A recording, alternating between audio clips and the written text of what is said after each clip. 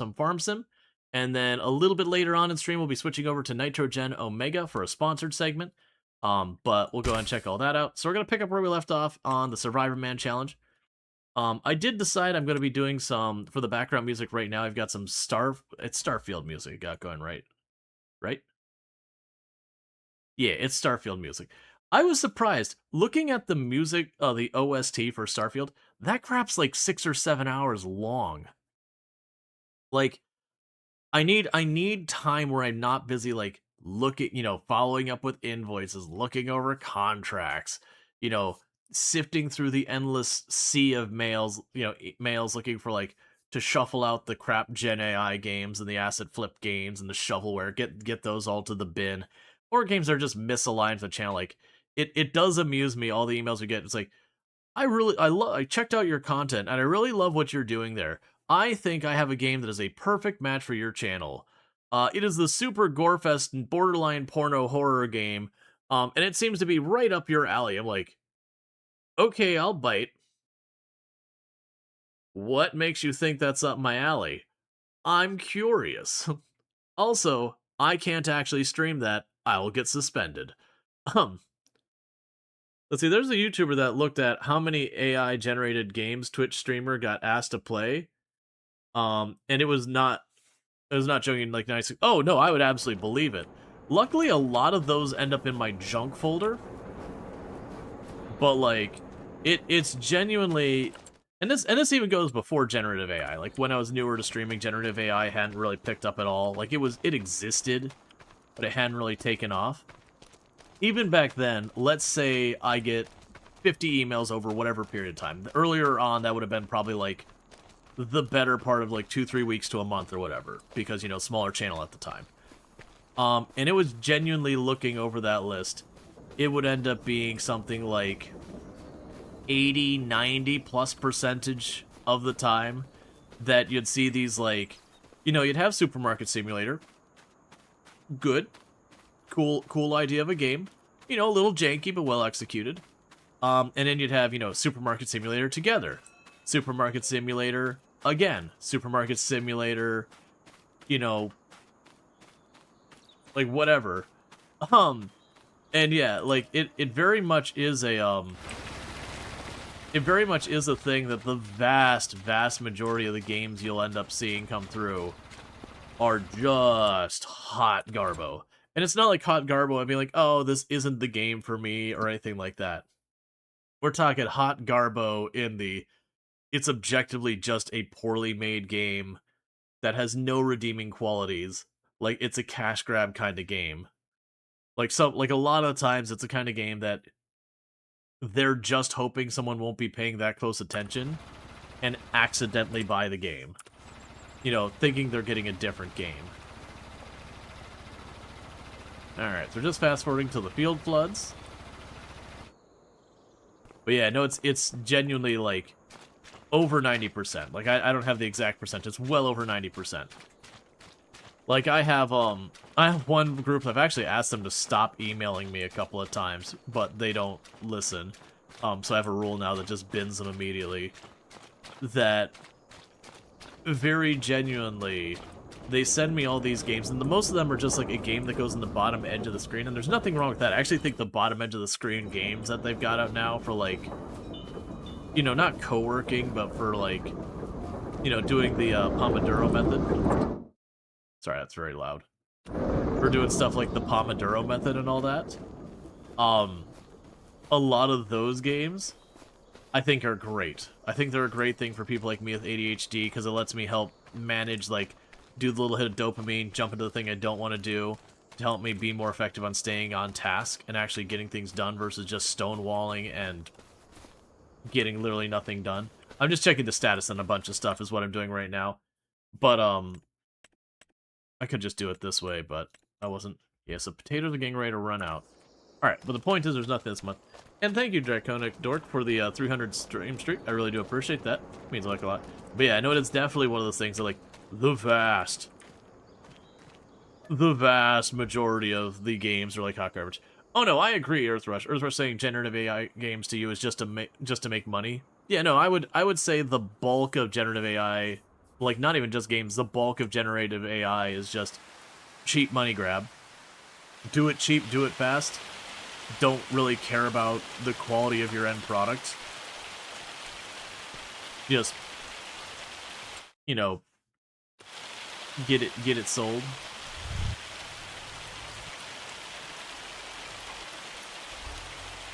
Alright.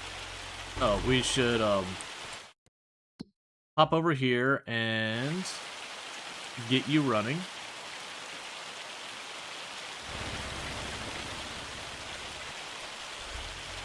And then we sell our sugar. And then after our sugar, I would like to harvest the canola, but it is raining right now. So it would take a penalty, so we don't want to do that.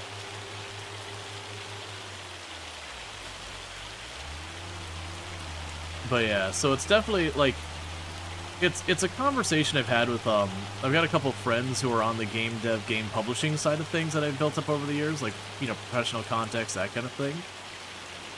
And very genuinely, you know, the pushback they'll give is like, well, crap games have always been around. I'm like, no, I don't disagree.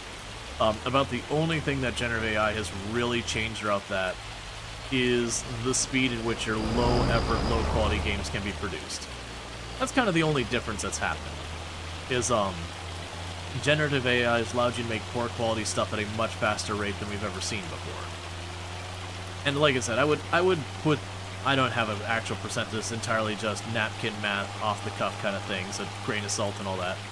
I would definitely push from the receiving end / gaming end of the games being released right now. It's definitely well upwards of 95% of the games are on that quick turnaround, no redeeming value, AI slop, like, you know, what would have been asset flip shovelware in the past. So, like, it's not even that it used generative AI that makes it garbage. It was a game that was never intended to being a high-quality product in the first place. It was just a game that they were going to turn around for the absolute cheapest they possibly could and hope enough people just buy it out of curiosity or whatever to do that. It's one of the reasons when you see the games that go, like, super-duper edgelord, that should be a buyer beware, not because of any, like, moral standing around whatever edginess they're doing, but because it is a very well-known strategy for marketing to produce something that's, like, garbage quality, fast turnaround, and just do something, like, really wild and out there that you don't see in gaming, usually for a good reason, and that there is kind of an interest in just seeing what it is, and it's kind of an entire cash grab of shock value that you're hoping the publicity around it gets people curious enough to buy, and then you keep the cost of the game so low that that's enough for you to make money. So that's where you see, like, the first-person shooting games where they simulate you going into a school as an active shooter and shooting students, like those very, like, super edgy, controversial games that every time you hear about those games, when you hear about the quality of the games, it's just utter trash. But that's the whole thing. They're entirely hoping that just the incredible shock value of it gets enough people, like, morbidly curious and that kind of stuff to, again, sell X number of units or whatever that, that, you know, if they only spend a couple $100 to produce the whole game, they don't need to make many sales to do that. They don't care about the reviews at all or anything like that. Their entire goal is just to get enough people to buy to make it profitable. So it's effectively a grift. And, like, again, that existed well before generative AI. Generative AI is just sped up the speed at which they can do that. Let's see, do these crap games get a category on Twitch? Or is it just a low bar, or is that just low bar itself? Yeah, most of those games end up being too small to get their own categories on Twitch. So it'll just be put under the other games category, or I think that's the other one is, like, games and demos is the other categories you'll see them under typically. There are some that certainly do get themselves across the line, because there's definitely crappier crap. Like, there's definitely, like, this is a low effort game or this is like a zero effort game, like barely runs. But no one's looking for those games typically on Twitch. Like, broadly speaking. Most of those AI slop games genuinely don't tend to have, like, any viewership or audience at all on Twitch, or for that matter, YouTube either. Because, like, no one's looking for the game. A lot of them, like I said, they're designed around, like, market confusion and all these types of things.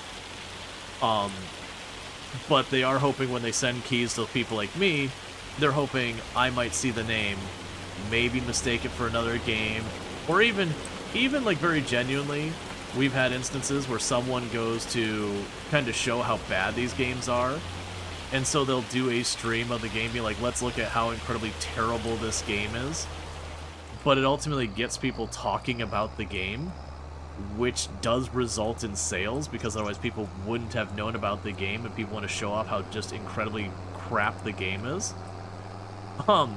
It's one of the reasons why, even if I, like with a game, even if I go and, like, there's a game that I have a problem with, and I were to want to do a stream to, like, dissect everything wrong with why a game is bad, I won't do it, because I know ultimately that will serve the benefit of the people who made that game financially. Because I've still built an awareness of that game that would otherwise not exist. But you played a game called West to East, came out in 2013. After you finished the game, you saw a generative AI team in the credits. You're like, what the heck? Plus the game was just okay overall. Yeah, and that's the thing. Like, you do get some generative AI use case in gaming that isn't just the turn out the really fast slop. Man, I would say, like, out of 2,000 or 3,000 games I've had that have been generative AI stuff that's hit my inbox, there's been, like, 1 or 2 that I'm like, okay, you are doing something novel that generative AI makes possible. I'm still not playing it because I still don't want to endorse generative AI, but it's like, I get it. Like, you are doing a thing, and I shouldn't even say generative AI, LLM, which is a form of generative AI. Like, you're doing a thing where people can kind of create a story active in the game and all that. And it's like, okay, there is room for novel stuff where you're not replacing writers or artists or whatever. Like, you're genuinely making a new experience that cannot exist without some form of generation occurring. But most of those, they're far more prototype, proof of concept, you know, intrigue, that, like, you're just checking out the mechanic. It's not a game you're going to put any real time in. It's more a demonstration of something else that can be interesting, but it's like 1 in thousands of them that have something like that. The vast majority of them, it's to just make something as absolutely cheaply as possible by not paying people for their work effectively. And that's, like, where a lot of that comes in. And then you also have the ones who aren't doing, like, slop. They're, you know, AAAs, there's a lot of them embracing generative AI. And a big part of that is investor nonsense, that it's not whether or not they even believe in the technology or not. But it makes the investors excited and all that, so they're going to do it because that investor money's pretty sweet, man. But on top of that, you also have the very anti-labor side of things, where companies are using it as a way to kind of push back on increasing wages and all that stuff. So, run a farm sim server at 1 times speed, 30-day months with seasons. I mean, ultimately, you'd just go to sleep again and again to fast forward time. And if we're not allowing to fast forward, okay, so you log in, you just put your hour or 2 in, and then you don't play the game for 30 days. Let's see. What else we got? I'd like to think that most people, even the ones who buy them on a win, are still drawn to well-written, thoughtfully designed games. In fact, you think players are starving for quality because there's so much shallow, rushed content, even in AAA space. Right. I agree entirely, Packpaw. Like, and that's kind of the problem with how much just hot garbage is coming across the plate now, is there are really good games coming out. Like, again, this week we're overwhelmed from game releases. I have gotten thousands and thousands and thousands of emails since November for different game releases. And again, 90% of it hot garbage. Like, it was never trying to even be something. It was like literally the cheapest thing they could shove across the desk and hopefully someone might buy. But even with that, like 90% of it goes right to the bin. We've still been overwhelmed with proper quality games. You know, Hotel Architect has got its update coming. You got Town to City, we've got Go-Go Town. You know, Conan Exiles had its big update. And while I've got some saltiness there just because of UI things with their DLC, it's still not a bad game. Like, it's definitely got some rough corners around it, but that's kind of more the game released with the intention of being one thing and kind of became something else over time based on player demand. And so it's kind of in this weird, it's sort of A, sort of B state that's left some crust on it. And that happens, and that's honestly a completely reasonable and fair problem to have.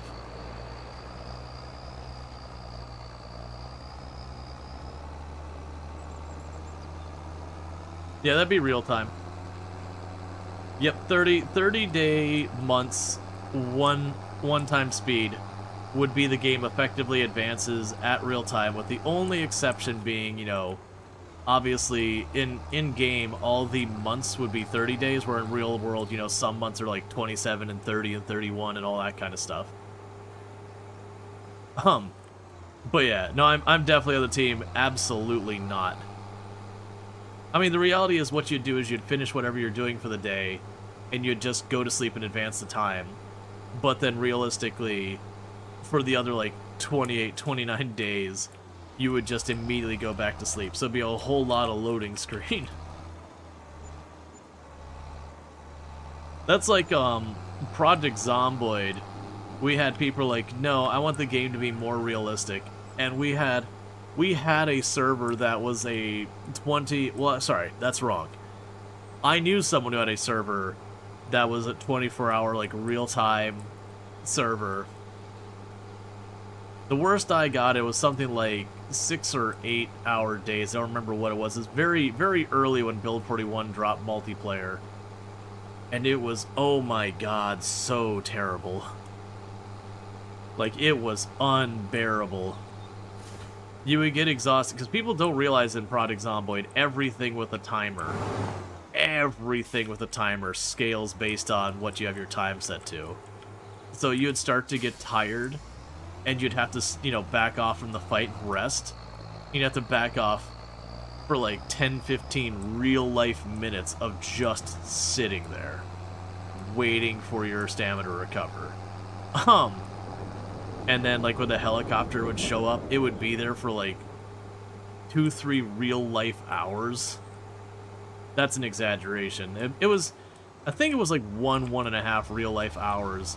That stupid helicopter just flying around the whole time.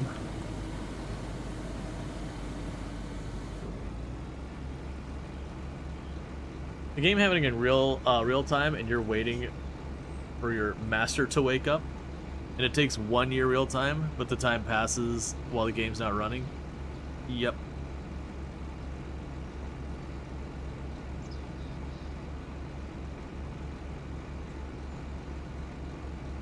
Let's see, you just looked up the team that made West to East. Saw that they've been around since 1993, made 4 more games after, then was bought out by Take-Two in 2020. Gotcha.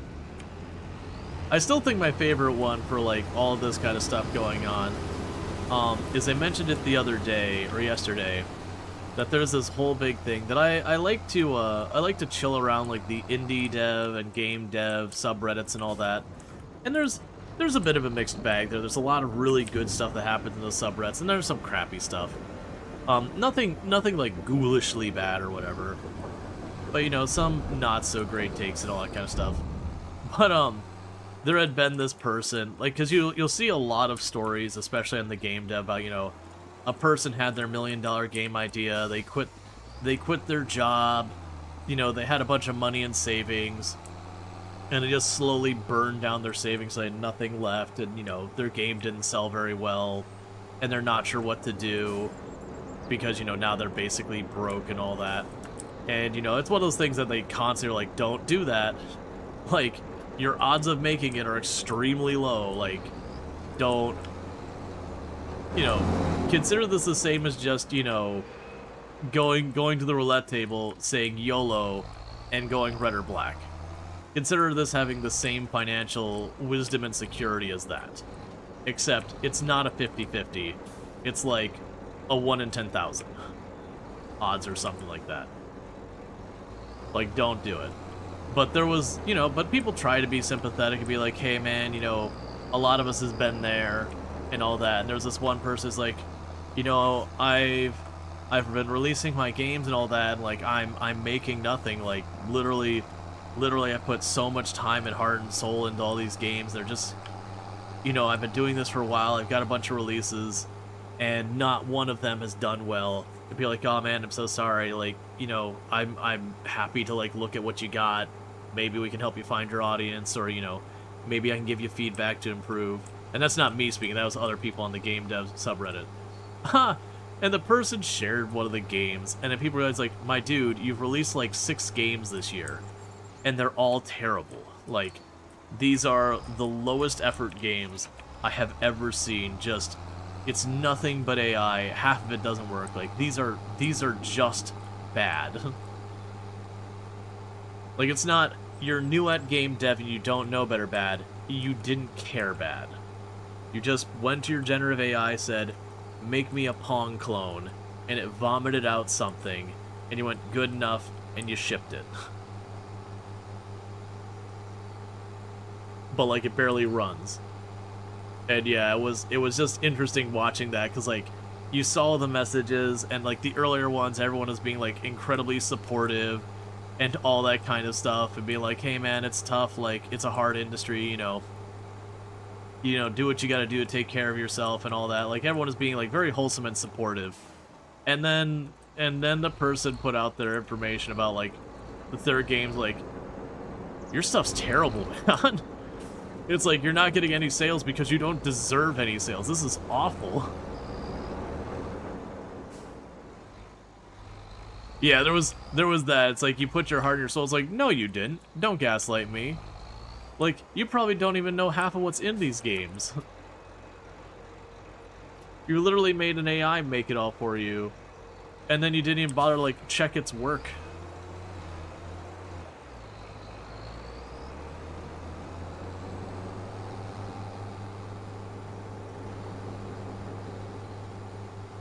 Yeah, no, absolutely, Leon. The game dev subreddit has a lot of people. It's the classic thing we've mentioned a number of times historically, is generally speaking, any job out there, for those who sit outside that job, will look easier than the job actually is, and usually by a magnitude. So you'll have people who are like, oh, you know, people just working in food services, I could do that. You know, oh, people would, whatever, I could do that. Like, you know, oh, making this music piece, this music score, this art, I could easily knock that out in an afternoon without putting a whole lot of effort into it. And they truly believe that. And then they start trying to do it, and they're like, holy crap, this is actually really hard. And it's like, uh-huh, it is.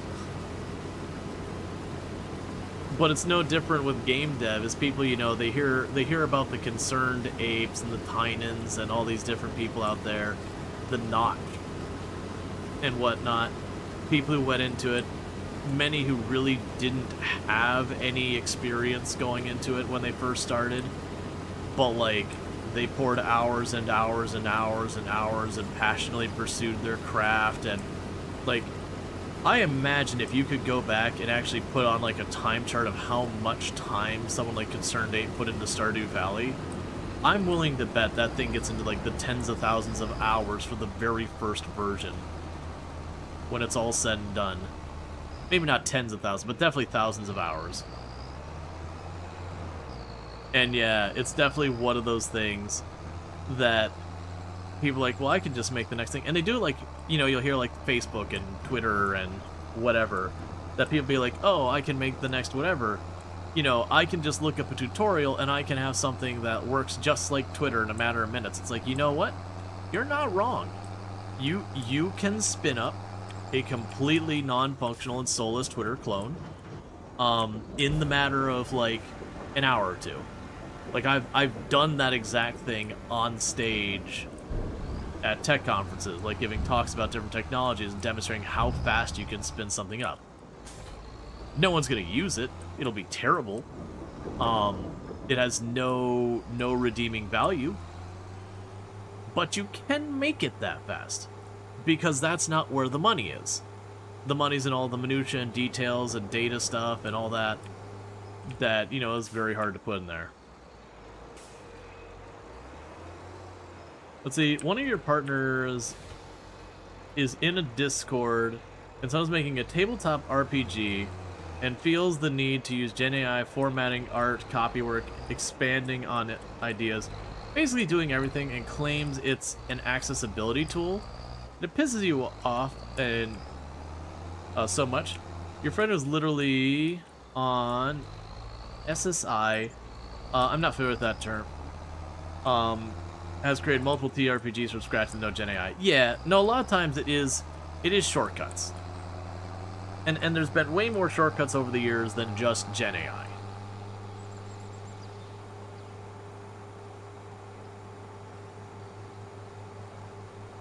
SSI is a version of disability. Yeah, I'm just not familiar with the like the acronym. Oh, they have different qualifications. Gotcha. So is it like literally like an umbrella term like disability? Okay, yeah, supplemental security income. Gotcha. So it is like an umbrella term in regards to it's like that credit support whatever you have. Gotcha. Cool. I just wasn't familiar with the term, so I was like, okay, is this something I should be aware of? It's because, you know, we do advocate for people with disabilities and neurodivergent conditions and all that, and I hadn't heard that one before. 10K hours is about 4 or 5 work years, so for a sellable version, probably did. Yeah, I don't think, if I remember from the dev story of like the creation of Stardew Valley by Concerned Ape, I don't think it was in work for 4 or 5 years, if I recall correctly. I want to say it was like 2 or 3 years. That was the reason why it's like, it might not be 10,000 hours, but it's definitely in the thousands of hours. The one that amused me so much when Concerned Ape was kind of walking through it all was like Concerned Ape talked about setting the date for release for the game, and the game was just like not ready. And then basically just no-lifing development of the game to just try and get it across the finish line. Like right by the end, and like being in that panic right at the end that he was just not going to get it done in time.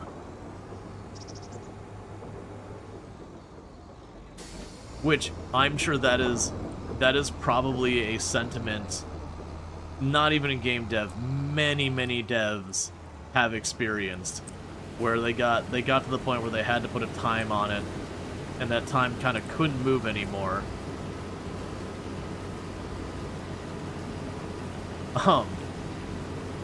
And just trying your best to just get it done in time.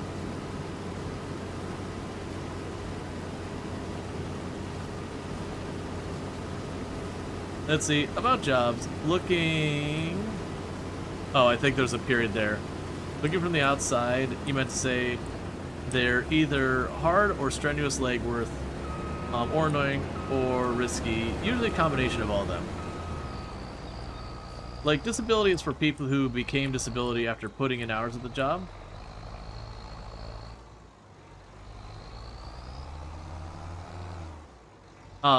That might just be different terms, because, like, here in the US, and correct me if I'm wrong, I don't believe they distinguish between, like, you know, how you got your disability. Like, there's definitely a thing if you got injured at the workplace, there's extra stuff that happens. But, like, whether you got disability because you were born that way, or you were in a car accident, or a workplace accident, I want to say, like, the only big nuanced difference is obviously in, like, a car accident or something, if there's someone at fault, you might have insurance involved to help. And at the workplace, there's potentially stuff like workman's comp and insurance there. Whereas, like, being born with a disability, you don't have those things. But as far as, like, the In America, it's basically if you've earned work credits, you are eligible for SSDI, whereas if you don't, you have SSI. And the two, SSI is significantly worse. Gotcha. Good to know.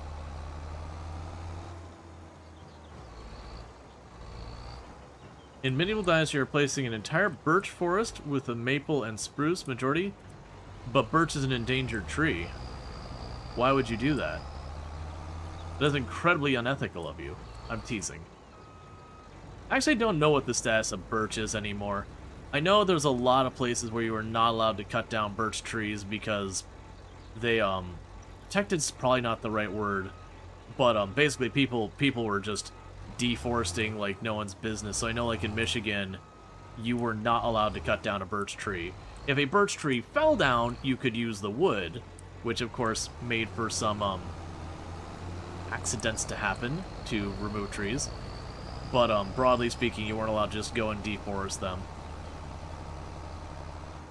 I also hate that. If a game dev used Gen AI for a story to help, I'm out. Devs that can't get a story need AI to help them out. Why game dev? Well, I mean, that's kind of the thing, is like, if something's worth doing for your game, they're worth at least trying to do well. If it's not worth doing well, do you really need it in your game? Because I've certainly seen, like, the one that comes up is AI voice acting. Like, there is a lot of games that will go and do the AI voice acting for their dialogue. And you're going, okay, hear me out. Hear me out. You could also just not have those voice lined. Even today,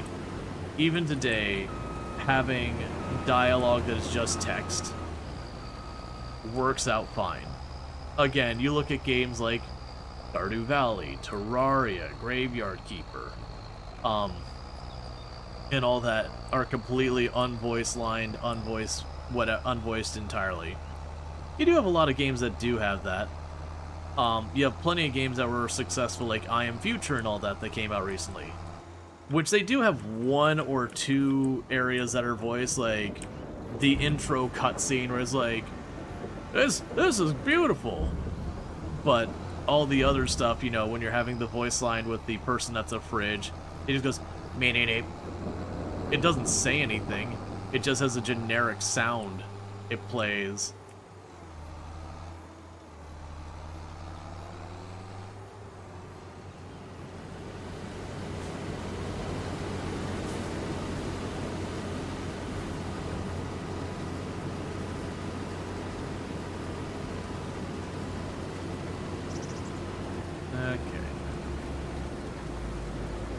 Let's see, well, maple and spruce are better wood production than birch.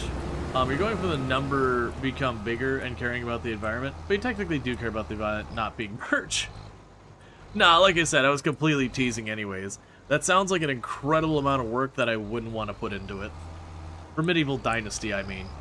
Taking the time to, like, systematically replace a forest with a different kind of forest. I'm like, oh man, I'm just gonna cut down a bunch of trees and call it a day.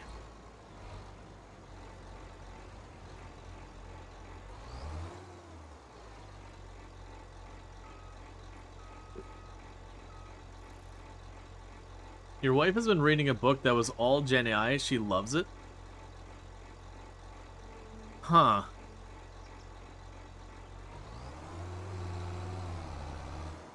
I've been fortunate that I've not really seen hardly anything in the books that I've been looking at.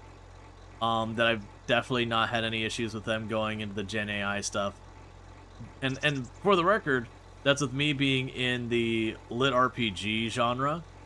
And lit RPG genre is got a pretty good reputation, or a pretty bad reputation, I should say, for a lot of first-time authors who don't really know what they're doing. So, a lot of not the greatest written stuff. As well as books being incredibly rushed, because just the nature of the genre, a big part of that is having a very fast turnaround to continue your stories. Both of which make for some, pretty egregious reading at times, but even with that, we haven't run into too much issue with generative AI in the genre. I'm sure it's there. But, like, also partly Um...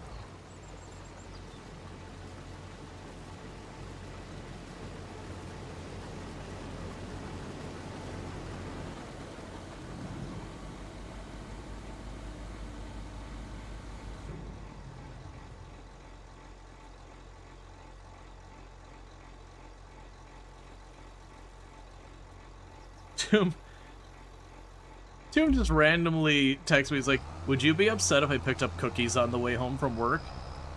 It's like, you're like, why on earth would I be upset about that? But, you know, it's a gag between me and her where it's like, oh, absolutely, how dare you? How dare you do that? That's the first time she's done that. It's like, would you be upset if I picked up cookies on the way home? It's like, no. Why would I be upset if you got cookies? I mean, I guess I might be a little upset if she hadn't mentioned it and I was getting dinner ready, so when she got home, and they know she gets home like an hour later or something, that might upset me more because now dinner's all cold and all that, and, you know, she could just have let me know. But Tomb's really good about that stuff. That's never been like an issue. And like again, that would be more, I would just be upset that I put all the effort into it and it kind of went to waste.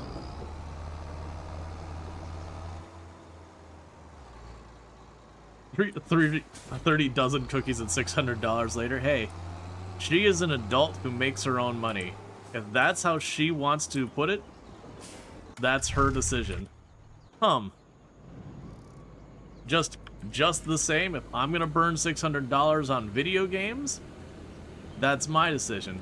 Now granted, we do tend to have, like, if one of us is going to spend a bunch of money on something, it's not that we need permission or anything from anything, nothing like that formal, but it is usually one of those things to be like, hey, I'm gonna do this, like, you know, just there. And I think, like, the entire time we've been married and dating and everything, I think it's been, like, one time they're like, okay, maybe, you know, like, where it's been like, maybe we don't spend the money on that. Which is one of those things, like, maybe you don't. It's like, yeah, you're right. You've legitimately been working on a sci-fi universe for over a decade, very slowly, and you haven't once considered using AI for it? No, I mean, especially been working on it that long. Like, generative AI, as far as the thing out there in the world, is, you know, it's existed for a long time, but it's only kind of picked up recently. You hear the sentiment against generative AI in that use? But not with your attack on someone not being a game dev. What if a great game designer mechanics implement them, make the art, but not an entertaining story? Is a person no less of a game dev? Yeah, no, I absolutely can get behind that. Like, that's actually one of the problems you run into with game devs, especially in the indie game devs a lot, is, they'll run into the problem that they don't have the skills to see through their product. Like, maybe they're a dev, but they're crap at art. Or maybe they're good at art, but they're crap at music, or whatever. Like, the likelihood of someone actually being good at the whole range of stuff is pretty abysmally low, actually. Like, most likely you're going to have to learn and kind of rise to the challenge. And in a lot of cases, it's not worth their time to do so. Like, very genuinely, when you're making a game, there's a reason why you'll see a lot of indie games that are like solo dev games, but when you see the credit, you'll find out the music was someone else or some of the art was someone else. And that's not because they're like trying to mislead the solo dev thing or whatever. It's just not worth their time to build up yet another skill for all that. Okay, when do I do the potatoes, just so I don't mess this up? Okay, the potatoes are next month. And then the canola is next month. Okay. Alright. You want your sci-fi Roman werewolves Call of Earth Gaia, not Terra? Because Terra is overused? Let's see, Rimworld's an example of a solo dev that utilized the skills of others to get the complete product. Yeah, and that's... most of, like, the bigger ones... get that. Like, if you look at Undertale, it started with one dev. But that one dev did bring on an artist later.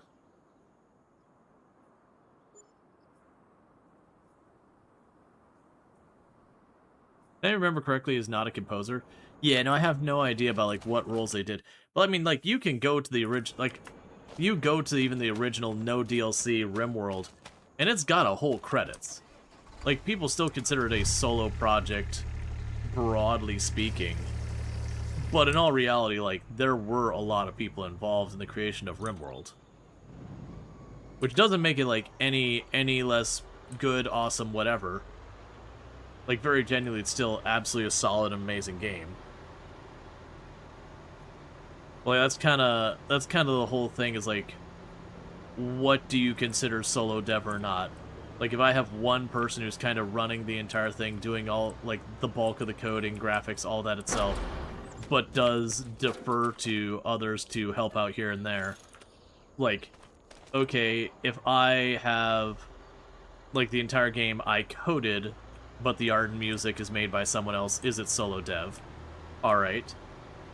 If I coded everything, did the art and music myself, but all my marketing stuff was done by someone else, is it a solo dev? Like, people have different places, they'll be like, what does and doesn't qualify as a solo dev.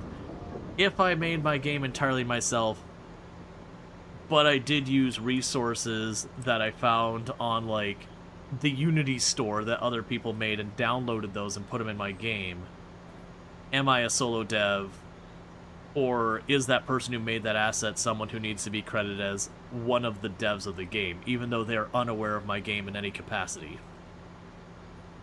And that's the whole thing. And people disagree on where that line in the sand is and all that, and that's totally fine.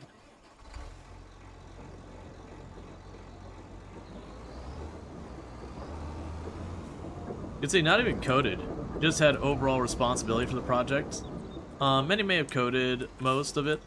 Yeah, no, that's the thing. I feel like it's also one of those things that's solo dev, that people put a much higher level of importance on that than it really warrants.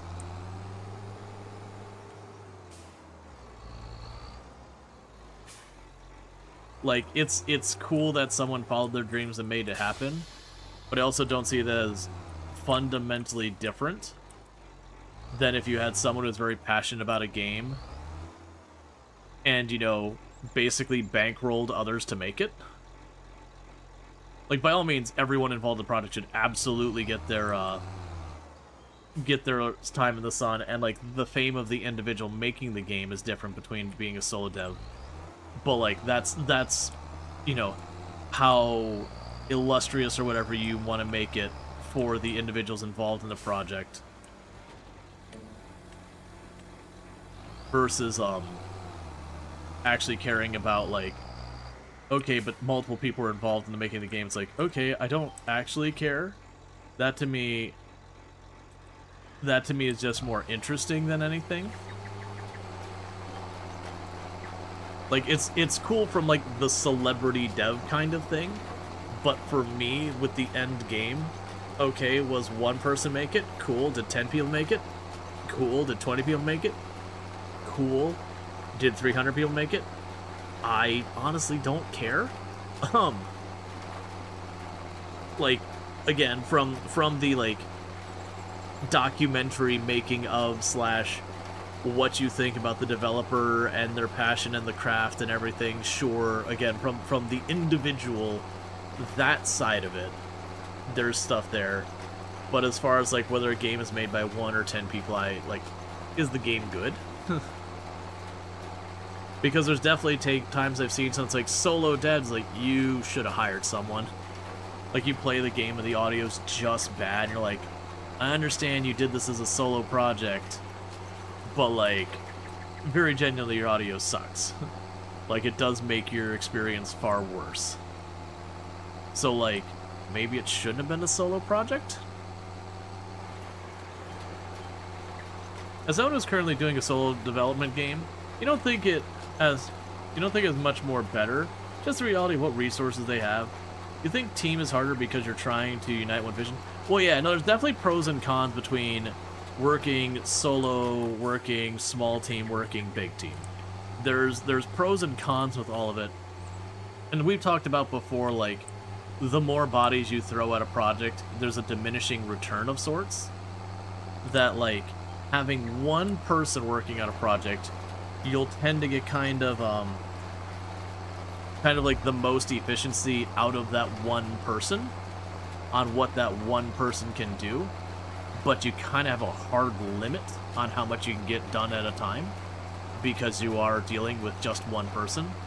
Whereas when you get a team of like 5 or 6 people, individually, those people will contribute less because there is the overhead of communicating and working with others and all that, but collectively they will get more done.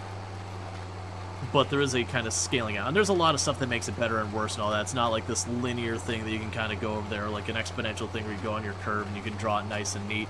Like how you arrange your projects, how you've got your departments broken up, how you go through your project management systems, all of that will influence whether you're better set up for smaller or bigger teams, and how much or how little communication needs to happen between those teams to operate effectively, and yada yada yada.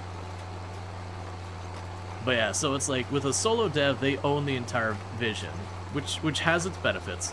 It also has its detriments. We have no shortage of stories where, you know, the solo dev had their vision that they wanted to see through, but because there wasn't multiple views being represented in that, they made a lot of decisions that really ended up being very unpopular, both from their potential customers as well as whatever. So it can actually be a detriment to be working on your own and having no, like, not having to explain what your game is or doing your vision or anything like that. Because there are definitely times where you do stuff and you think everyone's going to love your idea, and then it comes out and people are very upset by it and you're like, I don't understand.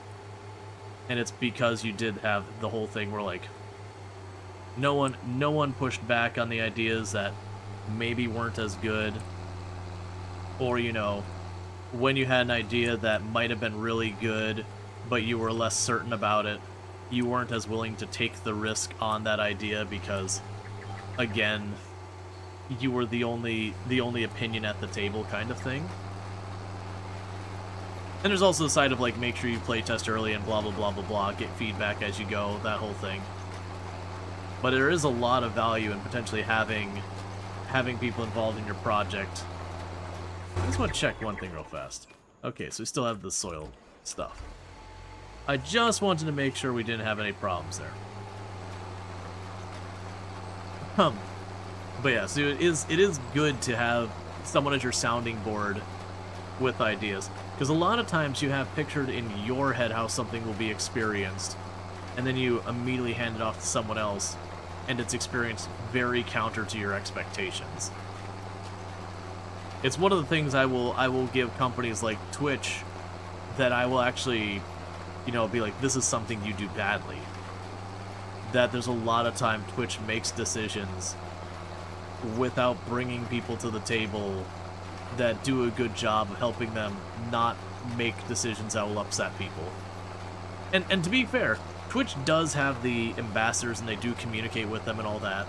It's not like they don't do that. It's just, I find they're inconsistent. That sometimes they're very, very good about reaching out to their ambassadors, reaching out to, you know, different people who kind of represent different parts of the user base, whether it's the ambassadors, the advertisers, the sponsors, the viewers, the streamers, or whatever. But then there's a lot of times that just something is kind of fired across the bow, and you're like, did anyone double check this? Like, we've had once or twice they've added things to, like, the TOS, they're like, you know, the way you've worded this is really problematic, right? Not like in the, hey, you could have worded this better. It's like, no, this is a legally binding thing, and you chose language that makes it impossible for us to navigate this. Like, you really needed to have, you know, a proper lawyer give this a once-over. This isn't some quick knock it out, update your thing. You needed to come up with your language, pass it off to the lawyer on your team, who would stare at you and go, why on earth would you write it this way? And then clean it all up and that kind of stuff.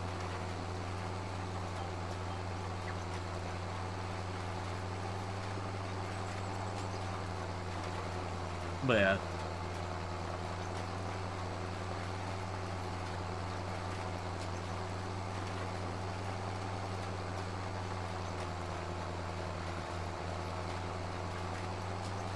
One thing I really appreciate about the precision farming mod, which is an official mod, by the way, by Giants, is it only uses as much fertilizer or seeds as you need. And in a lot of cases, it can be a very minuscule amount at times.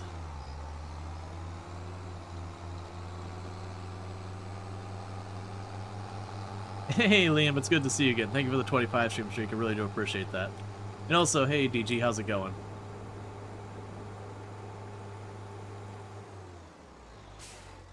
But I do feel that a lot of people put way too much stock in, like, is this solo devved?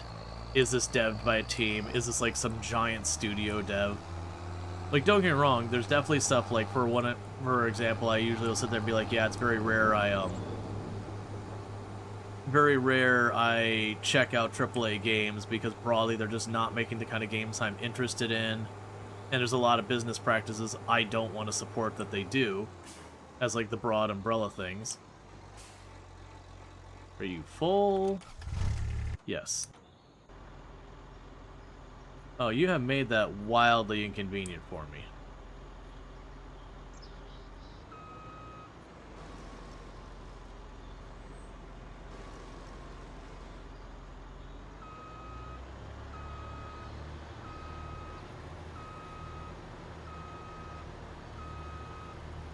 Try not to crush our crops. We did turn... Oh. I'm going to turn off crop destruction in this case. The AI literally put it in a place where I cannot get it out without destroying crops, which shouldn't be a possible thing, you know, if the AI followed any type of realism. But the fact that they parked it where I can literally not get this cargo out.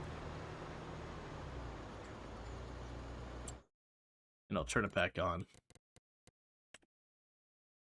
Because, like, alright, I'll just work my way back and I'll back it out this row, and then you see it's, you know, got a gap there too. I'm like, alright, well, it's literally framed in where I can't empty it.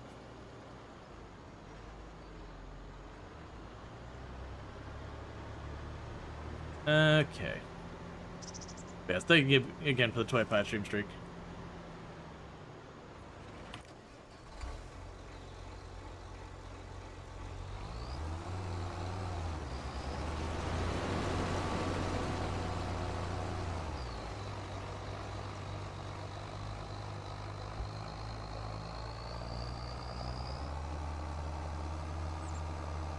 Yeah, okay, sorry about that again. Just, I had tacos for lunch, and the sauce just coated my throat, and I didn't think about that. The price of deliciousness. Okay, let's drop off our potatoes. I didn't see, did you run out of potatoes before the year was out? You did. Okay. So yeah, it basically got down to 1 month from harvest, and it ran out.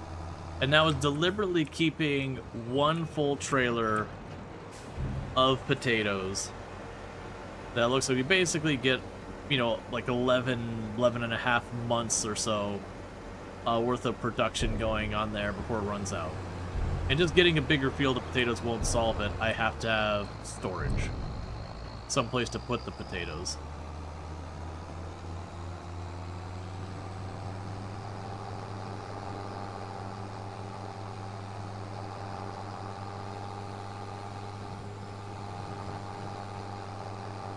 Not a twin silo?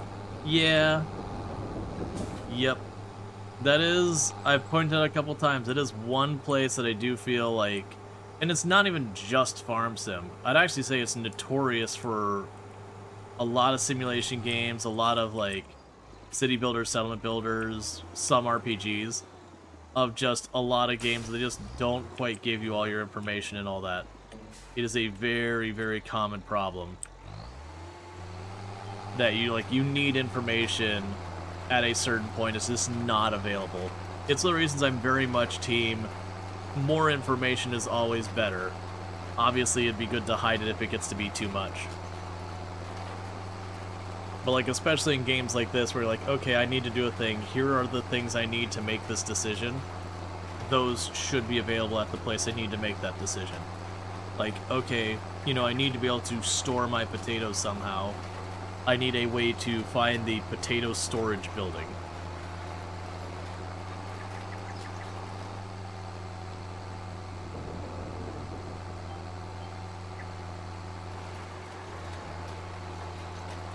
didn't see with the new Starfield update how they went, because there was a new DLC or something that came out. I was curious, like, how much of how much that would change people's perception of the game.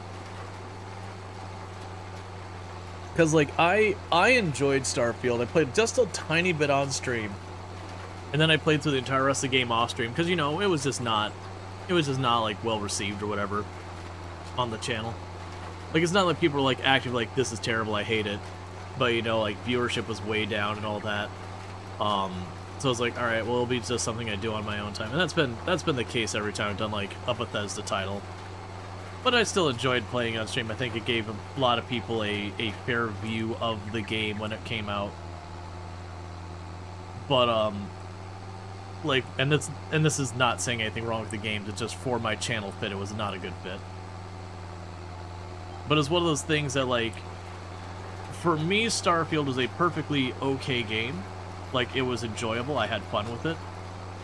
It was definitely not a game I'd call, like, brilliant or amazing or anything like that. It was perfectly an enjoyable experience. I wouldn't particularly say noteworthy or anything outside or anything like that. And I remember with the DLC they were coming out with, and it's like a major update that is supposed to have like seamless loading of going to places, being able to skip. Because like the big negative for me, and this has been something that's been true of almost all of Bethesda games, is the sheer number of load screens were utterly obnoxious. Like, you'd go place to place, you'd leave the place to go to space, there's a load screen. You gotta go from that system to the next screen, there's a load screen. You gotta go drop back down from that area up top to land again, and that's a load screen. So the process of just going from one location to the other, you'd end up with like 3 or 4 load screens. But that's been true of Bethesda games with how they do their like map loading forever. Like even games like Skyrim, like the big open world you can walk around, but the moment you went into any building or whatever, a lot of times you'd go into a load screen for a bunch of that. You go to random cave, there would be a load screen. But like the open world part was pretty sizable with no load screens wandering around the giant world. But that was also true of like the Fallout games. The moment you went into any place, there was a load screen. I feel like the big difference with it is because of the whole space travel launch and all that, is you could get to the load screens way faster. That's actually one thing that I kind of noticed when we played Oblivion, because it had been my first time playing Oblivion, and there were a lot of areas in that game where I could go between like 4 or 5 load screens really quickly. As far as like, you know, hitting 4 or 5 load screens really quickly. Like there's a lot of times around the world and that wasn't bad, but you'd get to the town and you'd walk into town, it's a load screen, and you'd turn the first corner and go into the first building, it'd be a load screen, and you'd like open the sewer grate in the area and there'd be a load screen. So in the course of like, not counting the load screens themselves, but playtime, it'd be under 1 minute, you'd be going through like 3 or 4 load screens as well. Which I think that's just a difference of, that was normal back in the days of like Oblivion. Like that kind of amount of load screens for those kind of games was not an unusual thing. Versus I feel like since then, versus when Starfield dropped, we have more and more games with relatively seamless experience. Like the FromSoft games, broadly speaking, it's not that there's no load screens, but they're very few and far between most of the time. And that kind of stuff. But see, there was a mod for that. The issue was memory at the time couldn't load both inside and outside of town at the same time. Yeah, I mean, but like where we go into like the classic, there's a mod for that. But my point being, you know, you go to play those games, like that's still the experience. The fact that you can fix it is sure like interesting, but it still does have the whole thing of right, but unless you mod for it, that's still the experience you have.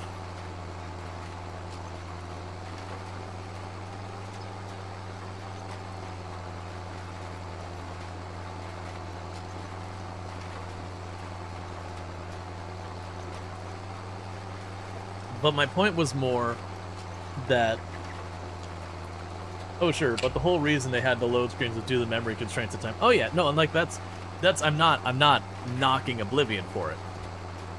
But to be clear, there was a reason that was the way it was done at the time. Not knocking it at all. Versus we've got better techniques that kind of came up for handling load stuff and higher system requirements now. Or not system requirements, system availability. It's like we have more memory now to again load the interiors and exteriors and a lot of that stuff better. We also have better techniques nowadays for doing the, like, as you're playing through the game, loading areas in advance, like preloading and all that kind of stuff. So instead of, like, the way it would work in the past, you'd be like, this is the, you know, this is the town, like, this is the town scene, and you'd go there, and this is the blacksmith scene, and you'd go there. And between each scene, it was kind of unloading and reloading all of the assets appropriate to the different locations and all that. Nowadays, you have a lot more of, like, kind of the streamlined thing. It's like you're in the town scene and you're moving towards the blacksmith, and it's already preloading the blacksmith stuff. There's a lot of games that they hide their load screens. The kind of famous one in the past was playing games like Metroid or Mega Man, where there were rooms that you'd walk into that was actually a load screen in disguise. So if you remember back to the old days of Mega Man and Metroid, you'd be working your way to, like, the boss room or whatever, and you'd walk through the first door, and there'd be that room that's just a hallway to the second door to then to the next area. That was a load screen. Like, that hallway was just a load screen. Because, you know, it'd take you 10, 20, 30 seconds to cross it, which was usually more than enough for the game to load the next area. So they did a good job of hiding the load screen as a separate thing by just having gameplay active during the load screen.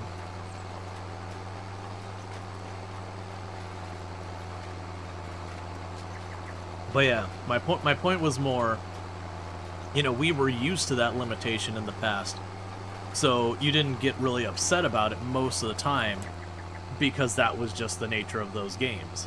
Like, that was that, like, we didn't have the newer techniques, we didn't have the higher system availability and all that.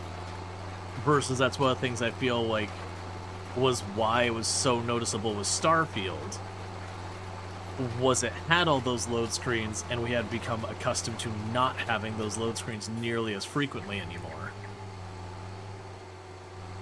Like, just because you think about it, you know, let's sticking to the Bethesda titles for, like, just a minute. You look at games like Oblivion and Fallout 3, and to a lesser degree Fallout 4. Like, they did have a lot of load screens to all those games. Like, all those games had, like, lots and lots they had to do to load in to handle that. But at the same time, if you're not playing Bethesda specifically, because you had Fallout 4, and then you had Fallout 76, and then you had Starfield. And, like, it was a long time between some of those titles releasing. And that's one of the places where, when people complain about the creation engine not, like, being, like, kind of long in the tooth, really not getting its updates and all that, that's kind of the place where I see a lot of truth to that.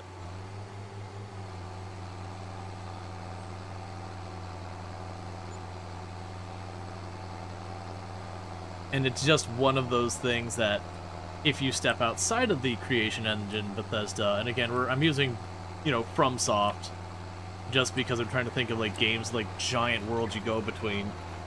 You know, you have a lot of games like FromSoft, there's been some of the new Star Wars games that they do have load screens, but it's usually one of those things that you go, I'm visiting this planet, you have your one load screen that you load up from going to the planet, and then unless you die, and it has to kind of reload back to where you were before you died, and even then there's times where it doesn't even require a load screen. You would see just the one load screen the one time. And then, you know, with Starfield, it is a thing where you get hit with a lot of load screens before it's all said and done. So it kind of felt like a major step back. And again, a big part of it is, again, disguising your load times.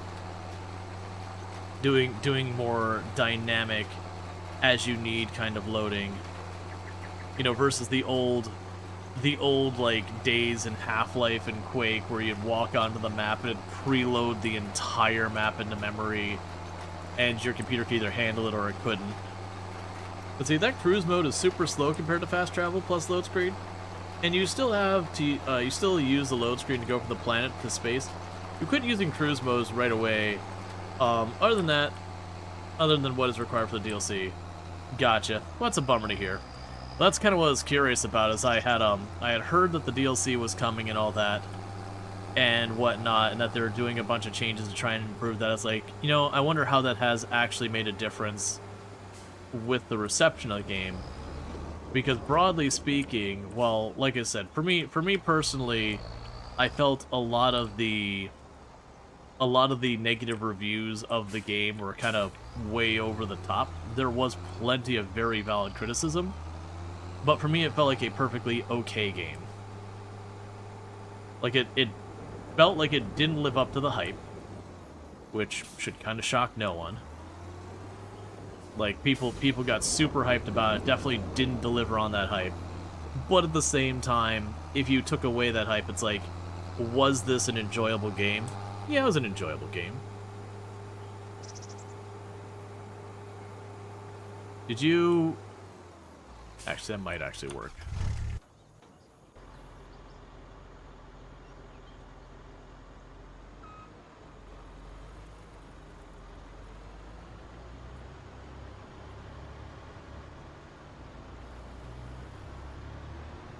But yeah. And to their credit, to Bethesda credit on that, where they are continuing, like, that they have been trying to put improvements, whether or not they've been successful is certainly a discussion to have. But it is definitely one of those things that, with how that game was received, if Bethesda was like, yeah, that was a miss, it's on life support, don't expect updates, you looked at it and been like, well, that sucks. Also, I understand.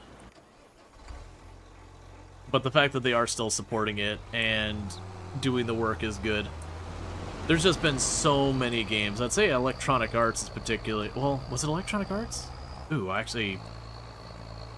There's been a bunch of games recently that dropped, came out, didn't succeed, and then got put on life support within like 6 months. Like, that's becoming a more and more common thing. What I mean by put on life support is I mean, like, they're only getting stability updates when originally the intention was for them to have a whole bunch of extra stuff. It's one of the reasons I tend to be pushing back more and more and more on games that are like early access, or it's like, oh yeah, you know, here's what the game is, but someday you'll be able to. It's like, someday doesn't exist. If it does eventually exist, awesome. But like, right now, you're buying the now. Don't buy the promise. Don't buy the hype. Don't buy what it could be. Buy what it is.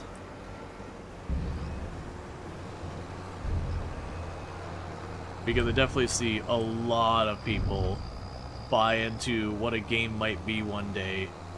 And especially with like early access that they charge full price for, like a complete game. I take a lot of objection to that. I know times have changed and people see as like kind of getting the exclusive early look at it that's worth a premium, because that's what's been marketed. I'm definitely a lot more in the camp of, you know, this game on its completion at $50, you know, for $50 would be fair for the completed product. But right now, the thing you're selling me today, in this moment, only has like a third of those things. Okay, well then the game's price should be like a third of the price. Because I'm not getting the whole game. I'm getting part of a game. You know, and then as you add stuff to your game, then you're welcome to increase the price more in line to where that development is at. I think the DLC was pretty neat overall. Shooting the bots was fun. And the new legendary weapon and suit customization was nice. Gotcha. I know they were talking about changing the New Game Plus part of it so you wouldn't lose nearly as much when you reset. Because that was when that came out, and people were asking me what I thought about the game after I had beaten it. That was kind of the one criticism I gave it, was it did feel like it didn't know its audience. In the sense that when you look at like your Bethesda games and your Fallout games, that they tend to be the kind of games where you do a run and you keep going and then and keep building up your character to get stronger and stronger until you really have nothing left to do. Whereas like how much got reset each time you did a new game plus, it really felt like they ran counter to each other as far as ideas go. Where on one hand it was like, oh yeah, you should play through the game and see all the different storylines and the weird alternate universes and all this, but also we have all these chase things for you to check out to eventually grow to like get all the things. But like these two things run exactly counter to each other. You can only do one of them. And then on top of them, a lot of your decisions didn't feel that significant enough to really feel like you wanted to play through a bunch of times to see all the different ways to go out. This is a classic, and this is something Bethesda's been notorious for a long time, is like, after Oblivion, so we get to like Skyrim and Fallout 3 and Fallout 4 and such, that a lot of the choice, instead of having these like really interesting branching paths like you had in Oblivion, that a lot of your choices were faction A or B. Okay, everything works basically the same, but this time they'll be wearing that armor versus the other way they'll be wearing that armor.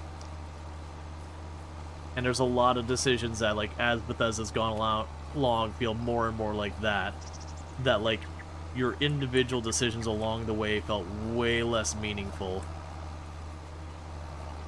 and that instead you just had kind of like these 2 or 3 key decisions that would have impacts. So like for Fallout 4, you have at the end you choose between the 3 factions, and all that really kind of happens is, depending on which one you choose, one of the factions is effectively not present anymore. Not on any real capacity. Or was it 2 of the factions? And then the third faction, you'd see their patrols going around. So whether you went with like the what was it? You were choosing between, was it the Brotherhood of Steel, the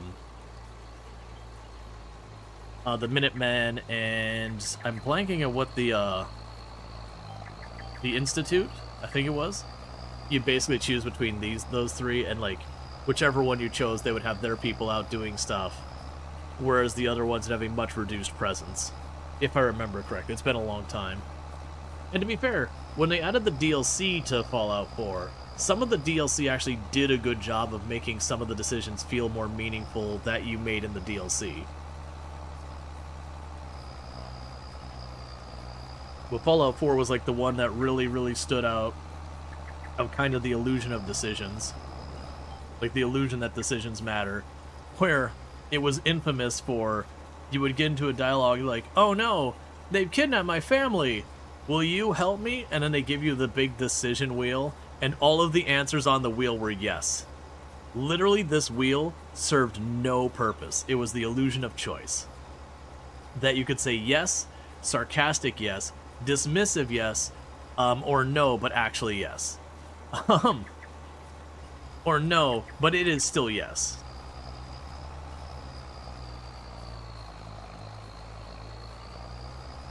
So it's just kind of one of those things. And Starfield, I feel, they weren't as bad as Fallout 4 with that kind of thing.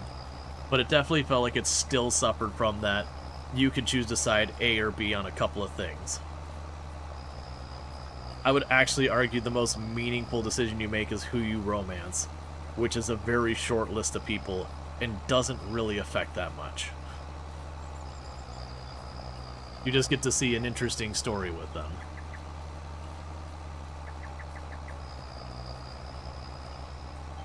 But yeah, I'm under the impression with the DLC and the update, they did ultimately make it so you could like keep a lot more in your resets. That way it wasn't quite as things. You hate losing your outpost after going into New Game Plus in your ship? Yeah, the ship one I didn't mind as much because, like, okay, cool, I get to build a new ship. That's neat. The outpost with how much work went into those Yeah, that was the thing. Like, it did my New Game Plus, and I basically, after I got the achievement, I didn't play more. It was very genuinely, it's like, cool, got my achievement, didn't end up ever booting it again. I just did the achievement to get the New Game Plus triggered, and then I never went back to it. I always meant to.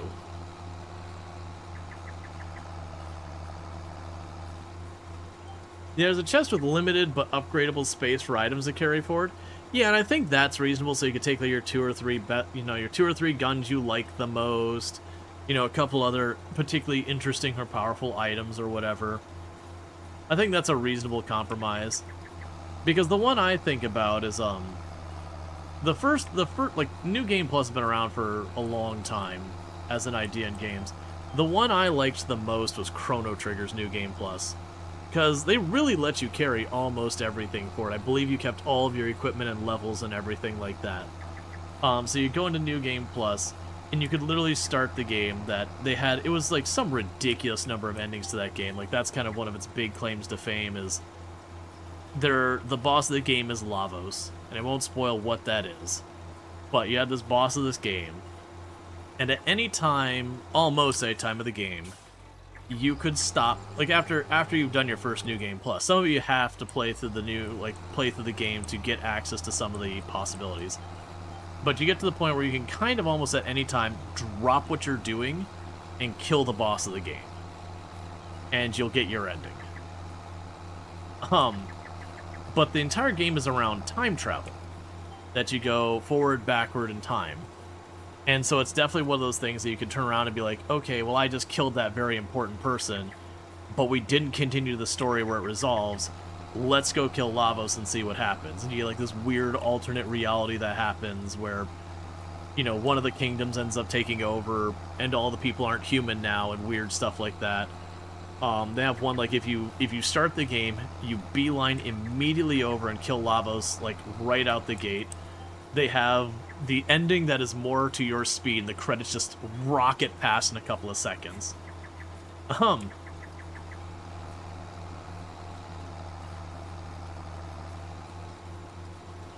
Which I always thought was just an incredibly hilarious ending.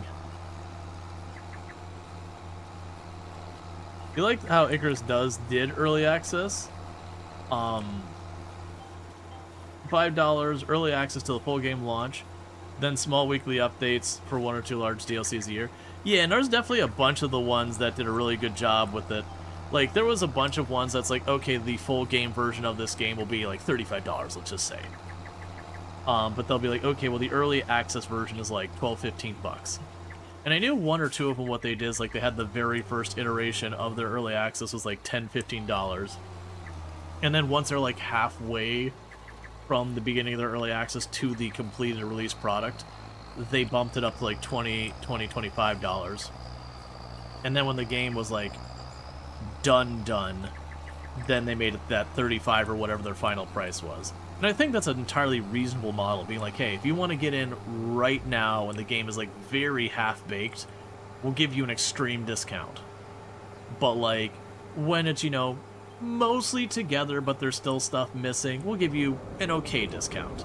And then, when the game's just out, then you're just paying the regular price, not counting when it goes on sale or whatever.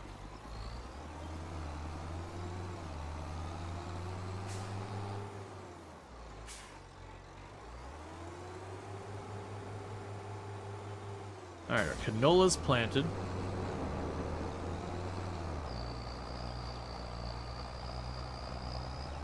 Yeah, you paid full price for the Baldur's Gate 3 early access.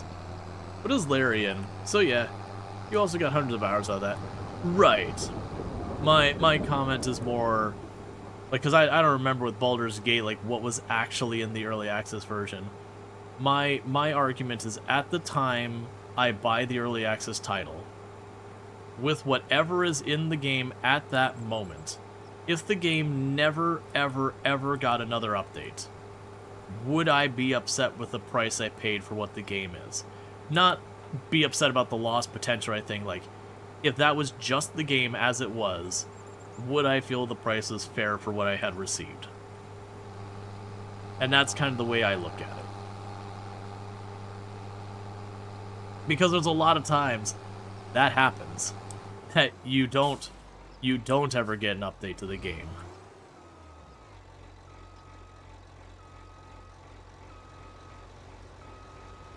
We've had a lot of early access games that never did get finished. And not all of them for anything like wrong. Like there's times that, you know, a game was in development and just didn't make the sales. And it wasn't even that like, oh, we're not making enough money. Like we've definitely seen games that tried to keep the lights on and keep developing to get to the other side and just couldn't quite see it through, which is a bummer. But ultimately, like, you know, they're like, we've run out of money.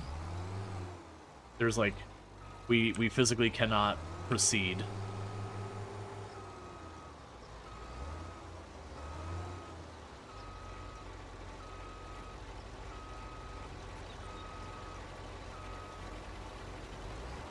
It was a good model except for that. Yeah, it's always tricky when you have like you'll have your like early access game that has DLC, especially if it's in early access when they get the DLC. I am someone who personally feels like when a game is in early access that they shouldn't be permitted to have DLC content. Like I'm okay with like a supporter pack kind of thing where you can pay extra to like whatever. But like you have an early access title and they're like, oh hey, you can pay extra to get this extra campaign. You're like, in your game that's not done yet. That to me annoys me quite a bit.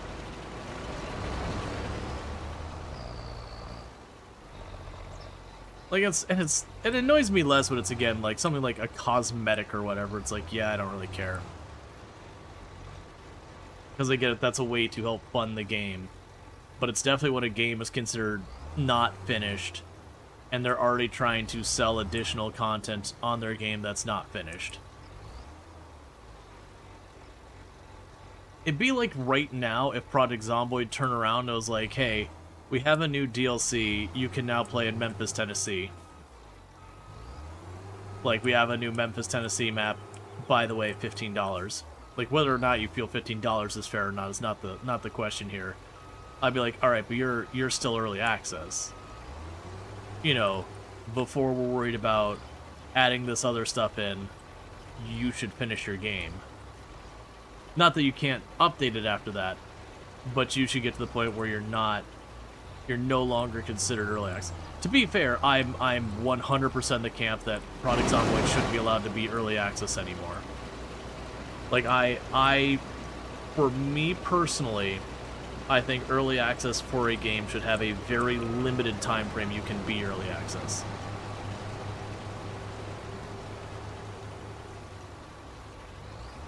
Like, if I release a game in early access, you know, that I say, hey, it's going to take me 3 years to deliver this as a 1.0, cool. I get 3 years in early access. I can go and, like, you know, file with Valve, whatever, to extend it a little bit, but that's it. After that point, I have to be on early access.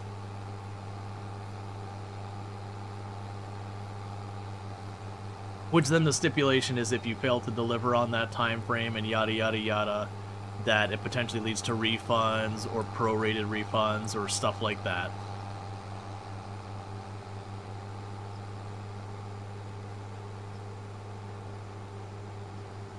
But it's one of those things like the number of games who release in early access stay in early access. I also find there's early access that, you know, yeah, it's a game without a budget. Understandable, they gotta make their budget. But then when you see, like, you know, AAA studio, early access, that kind of thing, you're like, alright, you're just putting out a half-baked game. You've got the money to fully release this. And I know a lot of them is like, no, we're early accessing because yada yada yada player feedback. Fair enough. You can also just do playtests, man. What you're trying to do is milk it out so you have your early access release date, your actual release date, you know, all these things so you can effectively sell the same game and get that early, like that we've just released it, like, kind of boost in sales like 2 or 3 times.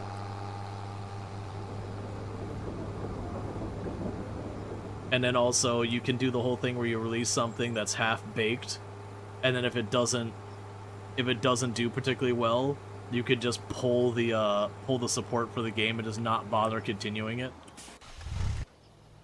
Because that's happened a lot of times. Like a lot of times they've had that issue. Okay. Like KSP2, exactly like KSP2. KSP2 is a perfect example of that. I'll check that later. But yeah, so like, and there's like KSP2 is the easy one to like hit in the room, but there's a lot of games that happens that it comes out, it has a ridiculous amount of sales, the reviews come out bad, and then just gets chucked in the bin.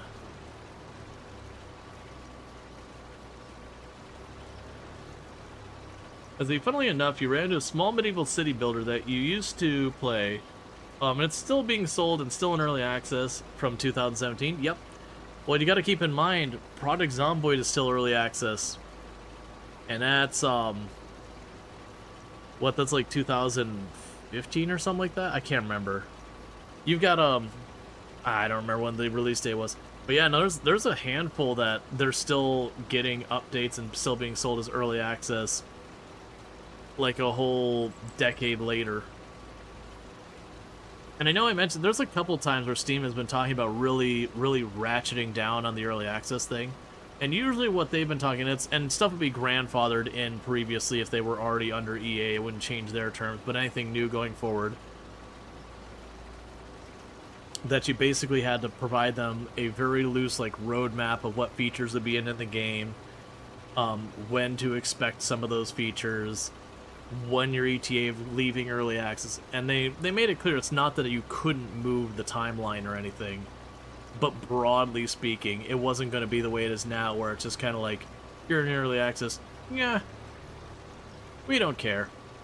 But it would be one of those things that you would have an obligation and expectation to deliver on those things, and you could like get your deadlines extended or whatever.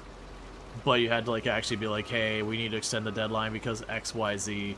It's around the same time that they did add a thing where if you were an early access game that has not been updated in a year, they would put a thing on your Steam page being like, hey, by the way, this game hasn't been updated in a year. And there was talk about expanding that label to effectively be like meaningfully updated, which the issue they ran to there and why that probably didn't move forward was, how do you define meaningful? Basically, that'd be like a content update or whatever.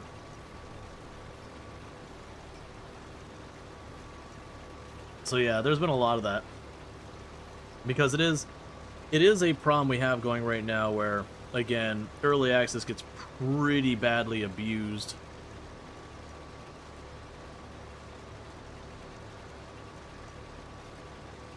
Does he agree with you, the frustration that everything released in early access, but you're not sure you agree with Valve becoming the gaming police?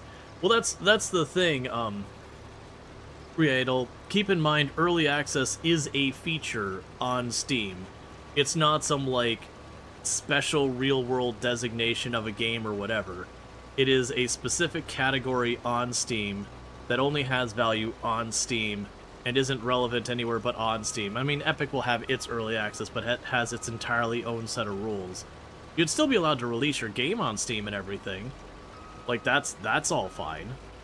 Like, you can release a game that is still in development on Steam without labeling it early access. You don't get all the perks of early access. And that's kind of where I'm saying there is, for Steam's early access on Steam, Steam should have, like, here are the criteria you need to meet to become early access and to stay early access. Just because of, like, the abuses we have with it. Like, Steam's not going to dictate the pricing in any meaningful capacity or whatever. But, like, that there is a timetable that you kind of agree to.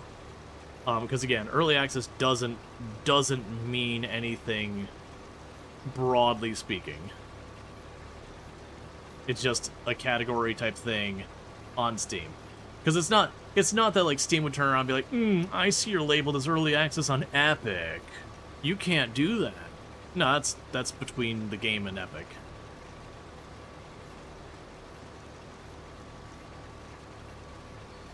Steam is not a game police. They're a storefront. They should be clearing the shelves of shoddy, half-finished stuff.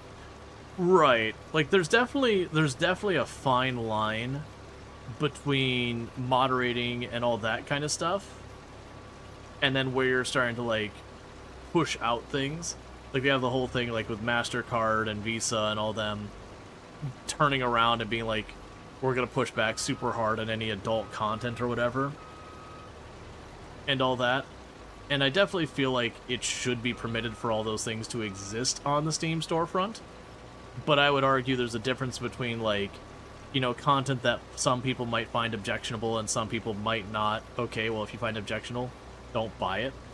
And then again, stuff like being kind of shady or manipulative with business practices. I feel like those are two very different animals. Like, one is more of a moral compass slash, you know, pushing your own views on other people, whatever kind of thing. Whereas the other one is, where does it go from being, okay, this is a legitimate business practice, to this is kind of becoming a scam.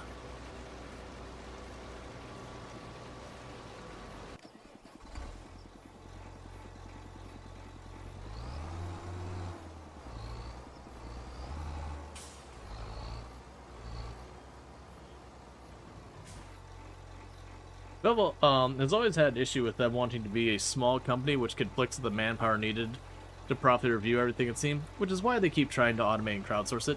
Yeah, no, absolutely. Like, and that's kind of the thing why I would sit there and talk about what we're talking about here in the regards to, you would sit there and say, okay, at the time you go to add a game to Steam in early access, that you as the person developing the game would be like, here is what I'm aiming for, my roadmap, my delivery dates, and all that. And it wouldn't be some, like, hard set in stone that there'd be no flexibility around it. And that's already something they were talking about doing, and I don't remember what the outcome of that was, because it only applied to new early access titles that happened after the policy was going to go forward.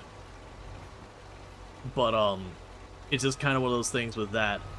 On the back end, what would happen is you'd say, okay, we're going into early access. Here are the things you've kind of promised to do.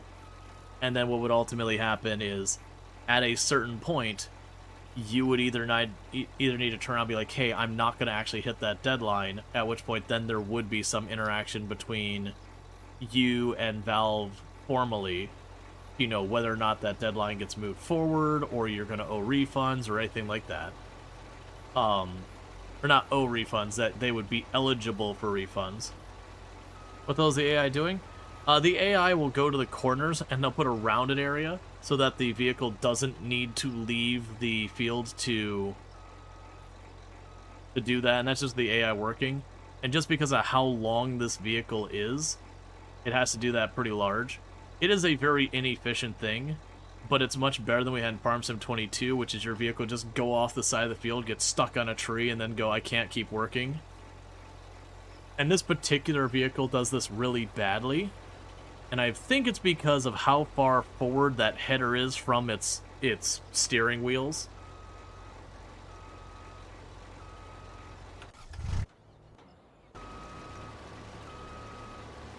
That I think it just swings the front really wide, and that the AI doesn't do a particularly great job. It gets through it, but it takes a lot more passes than it necessarily should.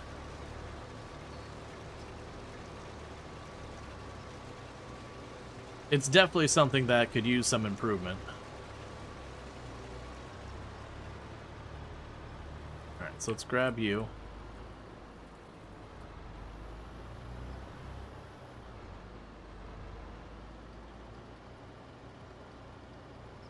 But yeah, that's the reason why it makes sense for all that to happen on the beginning phase of it.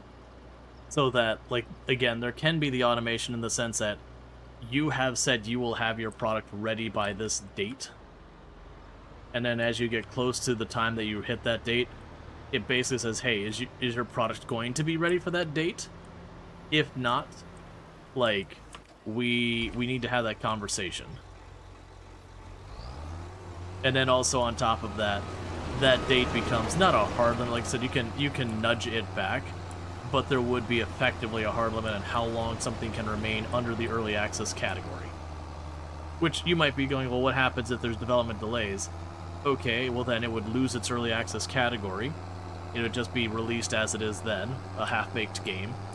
And then if they fail to live up to the promises of their early access release, then again, you would potentially owe refunds to those who requested it. Whether they're prorated or not all gets into the details. And there would be negatives. There would be people who they're coming up to the wire and they just half-baked push out a feature to technically tick the box so that they're not in violation of their agreement and yada yada. You'll get that. We already get that. That doesn't really change anything. But it'll also take where games that are marked as like in development, early access kind of thing, but they're not getting any meaningful updates anymore that they don't show there. You can keep like category-wise stuff like early access that is actually only early access. A lot of the special rules that come into play when you're early access versus fully released, where there's a little bit more flexibility around that, then those kind of go away. And that has to do with like when you can and can't change your pricing. There is, I don't know the details on it, there's some restrictions around when you can change your pricing on Steam. You can't just unilaterally turn around and be like, okay, the game's 10 times as much now, alright, now it's half as much. Like there's a lot of tweaking and adjustments that can happen.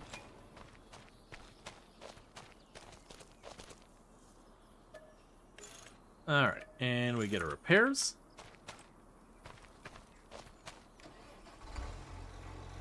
Their stuff's getting worn out. Definitely paying for that whole, our equipment's worn out, so you have to repair it more often. Which can be very costly in a number of ways, like when you're harvesting, your harvester being in a bad state of repair can be extremely costly. And it is a thing when your harvester gets old enough. The older it is, the faster it gets damaged. It's got a cap, so it doesn't like endlessly get worse. But it can get bad enough that if you have very large areas that you're harvesting, you can run into the issue. Where ultimately you have to stop as you're going through your work to go and repair, or you start taking the penalty. That's actually one of the big negatives about these really slow crops, is they just take longer, so there's a lot more operating time, a lot more wear and tear that happens before you finish. Let's see, when does the sponsored segment start tonight? My plan is to start at around 11 p.m., so in just shy of 2 hours is kind of what I'm thinking.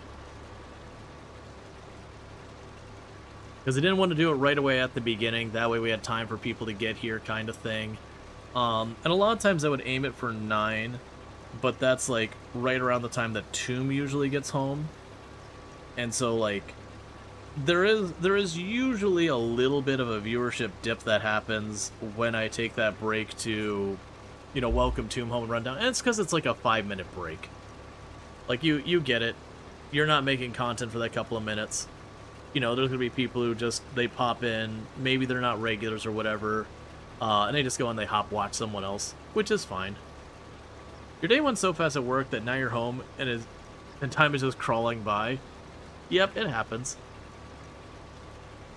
Yeah, so once Tomb gets home, I'm going to run downstairs, you know, welcome her home, toss some food on the oven, that kind of thing, and then we'll run up here. We'll put just probably a little bit more time into Farm Sim, and then we'll switch over to the sponsored segment. And like I said, with the sponsored segment, we're going to be checking out a game called Nitrogen Omega, which should be an interesting thing, but your videos are hilarious. Yeah, no, absolutely, but you got to think about, like, the person who comes in here, they're not familiar with the channel. They just want to see Farm Sim or whatever I'm playing. And they pop in, and you're seeing all these random clips from all these other games. That's just not the content they're looking for, and there's nothing wrong with that. So they want to see Farm Sim, so they will simply go to someone else's channel and find Farm Sim.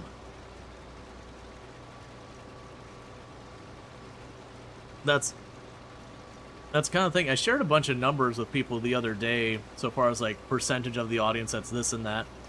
Like for the last 30 days, about 48% of my viewership on the platform would be on mobile apps between iOS and Android, and 47% of my viewership was on the desktop or the web app. And then like the others were like, you know, smart TVs, using a mobile browser, so you're on your actual mobile device, but using like the browser on your mobile device as opposed to an app, that kind of thing. But some of the stuff we've gone into is like, you know, new viewers versus existing viewers versus that kind of thing. People who find the channel through follows, so your regulars. That even with a channel like mine, which is a little bit heavy on the regulars versus new viewers, it's still only like 60-70% usually on a good month that is my followers coming back versus relatively new viewers. Mobile browser Twitch is a nightmare. Why would people do that to themselves? There's some functionality on the mobile app that just isn't present, that is in the mobile website version. And it is just one of those things that sometimes people want to access that functionality, so they will go out of their way to navigate to the mobile web version. I know I've had once or twice I had to make a change where I didn't have access, or I had to look something up or whatever, where I didn't have access to my desktop at the moment, like as I was out at a convention or whatever, I need to pull something up, and I'd have to go out of my way to force Twitch out of the mobile app onto the browser because I needed the actual website to be able to look up certain analytics or whatever, because the app was trying its hardest to be, you know, better about a bunch of the access, so I wouldn't need to go through a bunch of that stuff. I can find the mobile app to be very frustrating at times. Now, for just watching, I'm probably just going to use the mobile app. If I'm on my phone, I mean. Broadly speaking, I mostly spend my time on the desktop. To be fair, the last couple years, I have done a lot more watching Twitch on my phone as a behavior than I would in the past. Like, I've gotten to the point, like, I'll start my day, like, you know, wake up, getting some dishes clean, doing some laundry, that kind of stuff. Like, whatever you got to get done in the morning, and I'll work on all that. And while I'm working on all that, you know, I'll just pull up the phone, see who's online, you know, tune in, maybe say hi or whatever, and then just kind of hang out and listen while I'm, like, doing dishes or whatever. Which does become a problem sometimes, because, like, I'll say hi, ask them how their stream's going, that kind of thing. It's, like, cool. And then I'll start working on the dishes, and then, you know, it'll have been, like, 5-10 minutes and be like, oh, by the way, Rual, you know, whatever question they're asking. You know, you're just sitting, your hands are all covered in, like, you know, soapy water, and you've been cleaning dirty dishes, so your hands are all gross, and you're like, well, I'm not gonna get all up on my phone with soapy, gross hands. I'm gonna finish with these dishes before, you know, before I go and I start messing with my phone and making it a slimy, gross mess. And I'm also not gonna stop in the middle of, like, clean up my hands, dry them off, then do the phone, then go back to getting my hands dirty. I'm gonna finish my stuff. But there's definitely sometimes that happens where I'll be in the middle of something I just cannot, you know, respond. Which, you know, I'll respond when I can. But that definitely has happened a number of times. That'll be doing dishes. Like, dishes are the ones that stand out. The laundry, it's like, whatever. That only takes a minute, so that no one cares about. Like, the dishes can take a good couple minutes or so.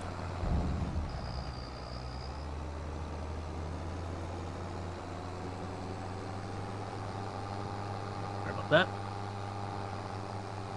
Got something tickling in the back of my throat.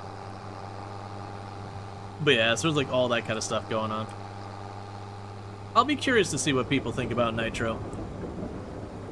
It's definitely something different. It's also been a little bit of a different sponsorship in that they're like, okay, you know, normally when you do a sponsorship, they'll be like, all right, you're agreeing to play this game for 1 hour, or you're agreeing to play this game for 2 hours, or whatever. Like, you'll have some, like, dictated amount of time. And this one, they weren't, like, strictly like, oh, you're agreeing to play for, like, 2 hours. They're like, roughly 2 hours. But they were like, hey, while you're playing, if you get to this point in the story, please stop. spoilers are ahead. And for the sponsored stream, we do not want you to spoil the next scene. It's like, okay. I am intrigued. Now I really want to see what that is, but okay. I can respect that. I think that's cool. And they did make it clear, it's like, you're allowed to stream more than this, just, you know, please don't do it as part of the sponsored segment. So it's like, okay, so you've got some story element that you feel is meaningful enough that you don't want to be spoiled. And I have no idea if in 2 hours it's realistic for me to hit that or pass that or whatever. I have no idea. I only messed with the game very briefly to make sure it worked. But that's kind of one of those ones, like, oh, interesting. Alright, so we have it here where I potentially would go, like, one would assume it's not going to be like I play and I just blast through the game and I hit this important story point and now I have to, like, bail on it and then go, okay, well, what do we do to, like, all that? I wouldn't anticipate that being a problem. So with hail, tornado, boar damage, can you plow and replant to get the farmland back? Yes. To be clear, so I don't know how the boar damage actually works when it comes to that, because when I found out, like, the counter mechanic is to put, like, things of hay on the edge of the property, and it just becomes basically a cost with no benefit. It's not super interesting gameplay. I kind of like, this is one I'm not too fussed about. But, like, that's, like, hail damage over there. I actually am not sure you even need to plow it. I think you did when the game, when Farm Sim 25 first dropped, but it does look like at some point they changed it where you potentially can just cultivate it over again to effectively reset that spot of the field. Now, because I'm direct drilling and all that, that's kind of why it stays messed up. But the idea would be, as those damaged spots in my field build up over time, that eventually I go through and I, like, recultivate it, replow it, whatever, and I get that field back. Because we've already done that once with the sugarcane, that we had a good, like, 5 or 6 spots of the damaged parts of the field where the hail and tornadoes ruined, like, messed it up. And I was able to just kind of go in quickly and just, you know, do a pass over. I'm pretty sure I just did a pass of the cultivator and then replanted the sugarcane and it was all fine. But yeah, you can take it back. It's not permanently ruined or anything like that. You just have one extra step you have to do once in a while to kind of reclaim it. Did you actually see tornadoes and stuff happen? Oh yeah, no, I've shown the tornadoes off a number of times on the stream. If I happen to notice that the weather up here, because it'll have a tornado icon, you can go up to the tornado. Like, it doesn't affect your character.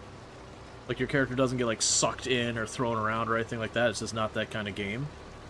But you can watch it, like, slowly make its way across the, Oh, Tomb's home. You can slowly watch it, like, make its way across the map, and it'll destroy the trees it goes over, and it'll mess up your crops. It's not... To be clear, even if a tornado cuts across your field, the damage is pretty minor, unlike in real life. And that's just because there's no play counterplay you have as a player. Like, I can't put a big fan and, like, blow the tornado away or something. It just happens. And it'd be a very feels bad man if you're just playing the game and goes, by the way, you're just not gonna get, like, $20,000 this year because your field got jacked up. And the hail's kind of the same thing. Like, you've noticed, you've got this whole field here and there's kind of a little patch over there on the right and a little patch on the far end. That's more likely hail than a tornado. But yeah, you see hail, like, hit the ground and it bounces off the ground, so it's like rain, but, you know, solid. You do have the tornadoes that they'll slowly work across the map. They're very loud. So what's going to happen here, chat, is my wife is home. What I'm going to quickly do is I'm going to go here. There's a place you could pause here. There we go. So I'm going to quickly pause the game. I'm going to step away for a couple of minutes to welcome my wife home, get some dinner on the oven and all that. It's usually like my long break for the stream. It's about 5 minutes. So I'm going to run down there, do that. We'll come back for a bit more Farm Sim, after which we'll be switching over to Nitrogen, which will be for the sponsored segment of the stream. That is a turn-based RPG that's kind of weird in that it's like, you don't just go, like, here's the first person, they, you know, then there go, you're go, there go, or anything like that. you kind of are both simultaneously queuing up like 4 or 5 actions, but like you take turns queuing them up, and you could queue them up in different orders. So like they have like a window that things are gonna happen that's broken up in like 8 or 10 segments, and I'd be like, okay, on the 5th segment I'm gonna move, and they go, ah, well on the 4th segment I'm gonna hit you. You go, okay, well on the 3rd segment I'm gonna pop a smoke grenade to prevent you from hitting me, and all that stuff. And then when it's all done, you have like the second phase where all the stuff happens and shows you the results, and then you repeat. So it's got kind of this element of, like kind of doing almost like the chess where you're doing moves in advance of when you're actually going to do them. And so it's got a cool thing there. It's all got like you make your custom characters and they have cinematics with them and all that. It's a little bit anime-esque, but I think it'll still be a lot of fun for just something different. But we'll do that for roughly 2 hours. And then once that's said and done, we'll put up a poll and we'll see what we're doing for the rest of the stream. Anyways, I'm gonna step home, welcome my wife home, and I'll be back in just a couple minutes. And thank you again for tuning in.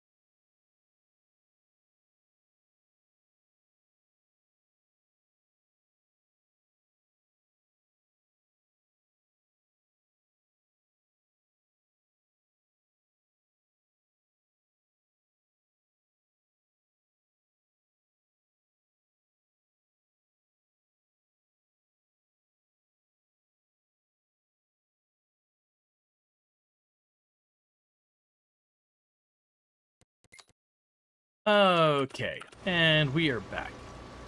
Alright. Let's see, so I don't have anything to worry about there.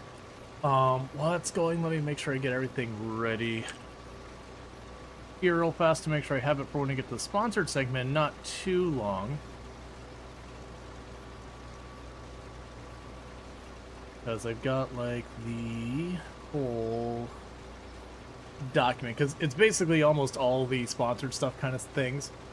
They'll be like, hey, here's the document about, like, you know, what we hope you'll talk about and all that. They don't, like, I would never agree to a sponsor's like, you need to say these things specifically about our game or anything like that. I wouldn't agree to that. But broadly, like, you know, like, you'll have a game that's coming out soon. They'll be like, hey, wishlist our game, or like, hey, it's a 1.0 release, hey, you know, buy our game, like that kind of thing. It's not like I have to say that, but it's so much as being like, hey, this is why they're supporting the channel, this is what they want. And the last thing I'm trying to remember here is there should be a link. Okay, that's the link. Alright. So what I'll do is I'll update Firebot real fast, because I forgot to do that before stream, which is on me.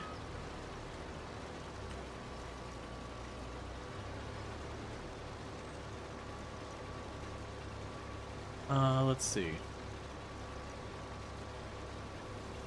Gotcha. So make a new command.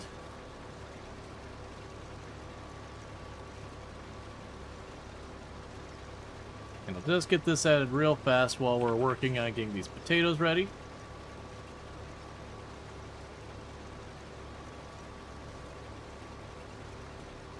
Go.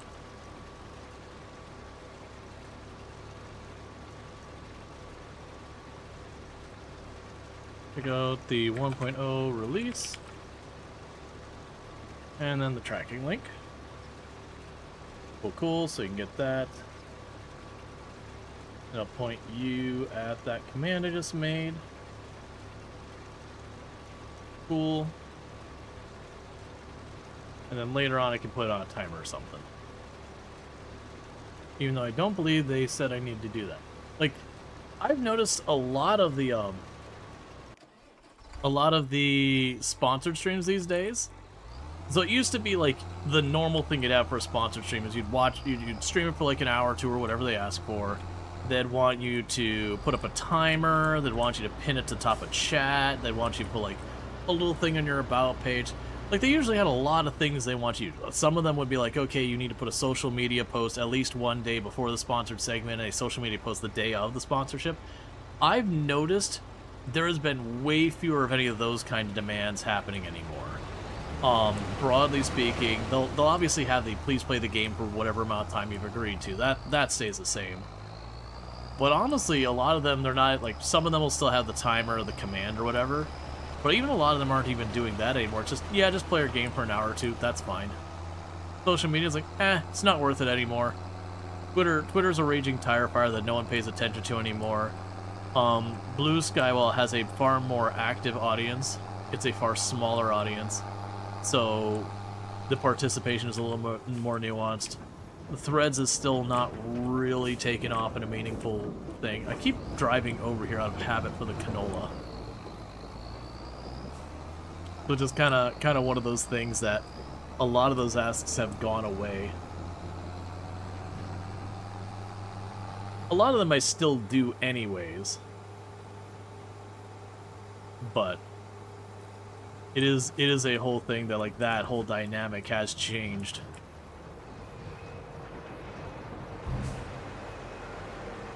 Alright, we can also go to the browser so I can make sure I can actually see YouTube chat and all that. Alright.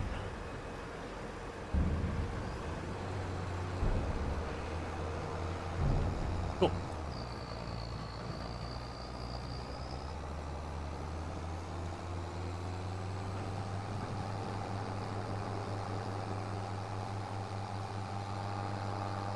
But yeah, so just double checking to make sure was like nothing else that, you know, you want to make sure when you agree to stuff you cover everything you agree to, because it's really, really easy to miss details.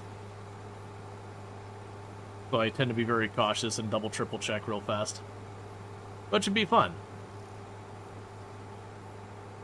I do know the other games like coming up. So let's see. Today's the 12th. Yeah, so tomorrow we're checking out Space Haven. That'll be a lot of fun. That's another sponsored game. We played Space Haven on the channel a couple of times in the past without sponsorships or whatever. It's sort of like RimWorld but space. Not as many systems as RimWorld has because, you know, RimWorld's been around for a decade. It's had time to develop all those systems. But, you know, basically like RimWorld but in space. The day after that, we're doing Hotel Architect for its 1.0 release. That is not sponsored, but we did Hotel Architect for its early access and had a lot of fun. So I'm very much looking forward to checking out the finished product. So far, my intention, I think for me personally, is going to be for the Hotel Architect 1.0, is I'm thinking we just jump right into the last map, the new map that's getting added. I think that's what we're going to do. Because I'm not sure it would make sense for me to start over and play through all the maps again. Like, I might do that for achievement stuff on my own time. But it does feel like, because it did take me, what was it, like 2.5 streams, maybe 3 streams to play through the entire early access game. It does feel like I don't really have the time to do all that, and I'd rather just check out the new content. Because I hear the new map is like a whole thing, like in a good way. Like it's just a really big, challenging map, which is what you hope. Like if you're playing a game that, you know, each map introduces a new mechanic that makes the game a little bit harder, so you kind of expand on stuff, that your last map is usually the culmination of all the things you've learned throughout the game. You know, now you have to deal with, like, collectively as a whole experience. That should usually be a pretty solid, you know, time.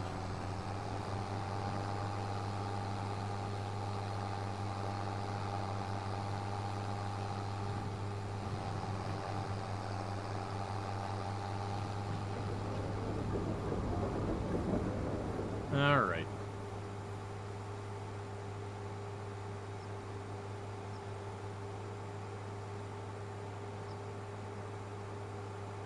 Honestly, with the speed, I'm not going to do it.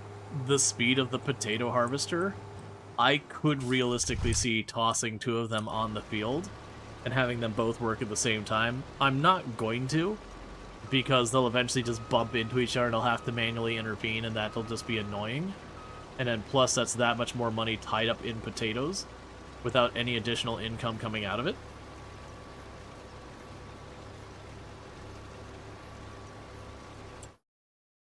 Yeah, so the things we're watching for on sale right now is the things I need to move on to the next step. Is I've got 2 of them. I need a planter. So I need one of these bad boys in here. The good news is even like the bougiest of the planters only gets to be about $250,000. So that's some good news there. We have the money. I can literally just buy the planter right now. And then the other thing I need is if we go into the beet harvester, I need one of these beet harvesters. One of these last 4. I don't think it's worth my time to grab this pair. Just because while they're wider, it still requires me to follow up and pick up the beets that I've chucked on the ground behind me. The downside of all of these is you'll see, like, that's 3 meters wide, that's 2.8 meters wide.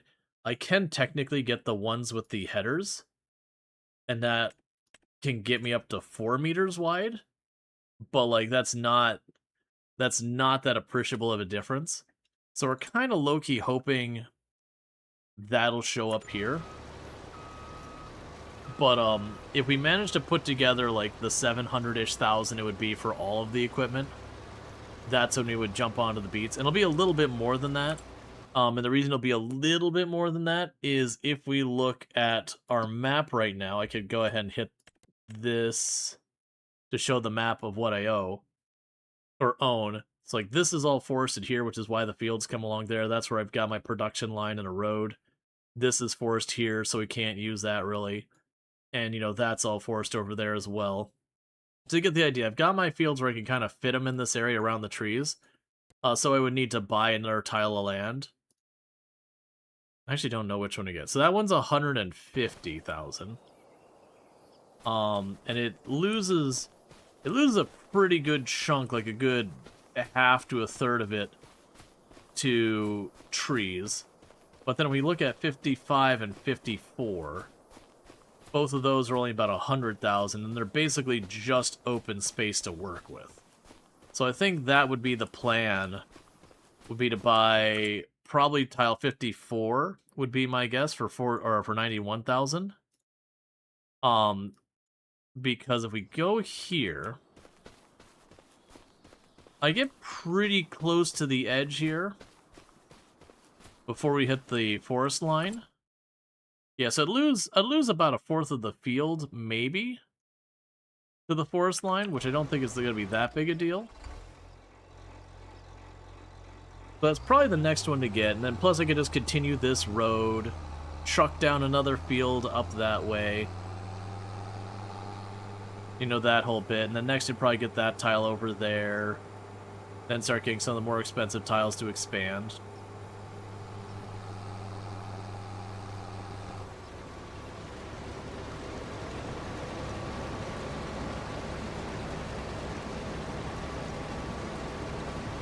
And it honestly could be, instead of putting more of the sugar mills over there, where I've got my two existing ones, I could put the sugar mills over here by the base of the rice field.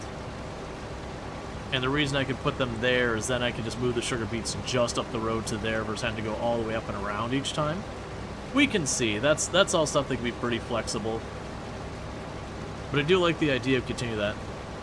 Can you not relocate them once placed? I don't believe you can move your buildings. I believe you have to take them down and then rebuild them. And when you take them down, if you build it and immediately take it down, you only get half your money back. I actually don't remember if you get a reduced rate over time. I think it might just stick at about half the value. I believe there are mods that let you move the buildings, and it would be a thing worth considering. Then new question, you played this for about 40 hours, and then you decide you only enjoy watching farms. Hey, that's fair. Yeah, no, I don't believe you can move buildings without mods. I believe the ability to, like, move your buildings around the map is a mod situation. It is one of the things in the game that you can kind of get yourself in the most trouble for, is just the, when it comes to a lot of this stuff, that when you're building, getting the terrain to play nice and not be all jacked up putting down the buildings, and how you can fix the terrain after the fact and whatever, can all be a whole thing.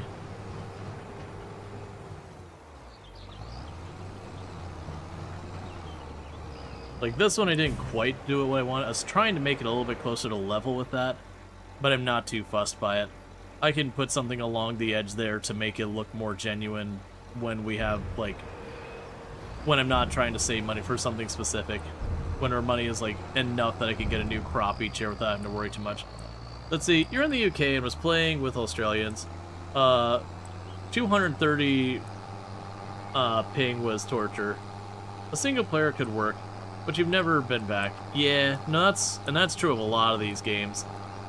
There's a lot of these games that when you got a decent ping, you start pushing like 150, 200 or more. It can be pretty difficult to enjoy. There are some games that do a really good job of kind of hiding bad latency. Like Project Zomboid, as long as you're not in vehicles together or standing nearby each other, you're just on the same server, it actually does a pretty good job of hiding its latency.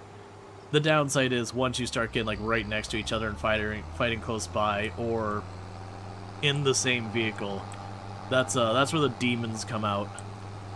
That's where you start seeing the latency show its ugly face.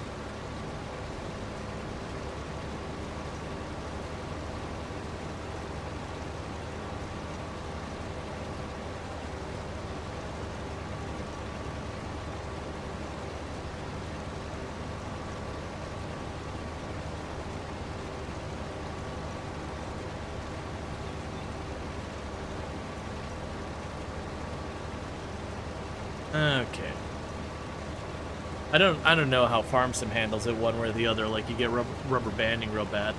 Because I only played on a couple of servers, and those were usually like, I'm East Coast US, and those were usually like West Coast US. So yeah, there's a little bit of ping there, but it's not that bad. It's not enough that you start truly having a rough experience.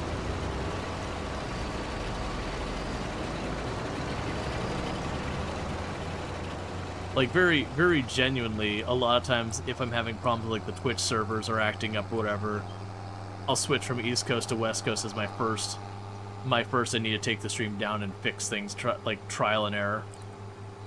See how that goes.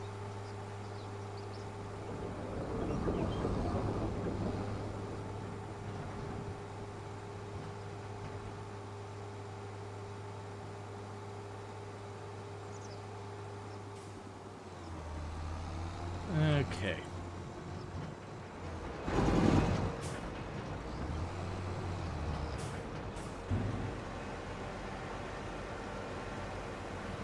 I'm 75%.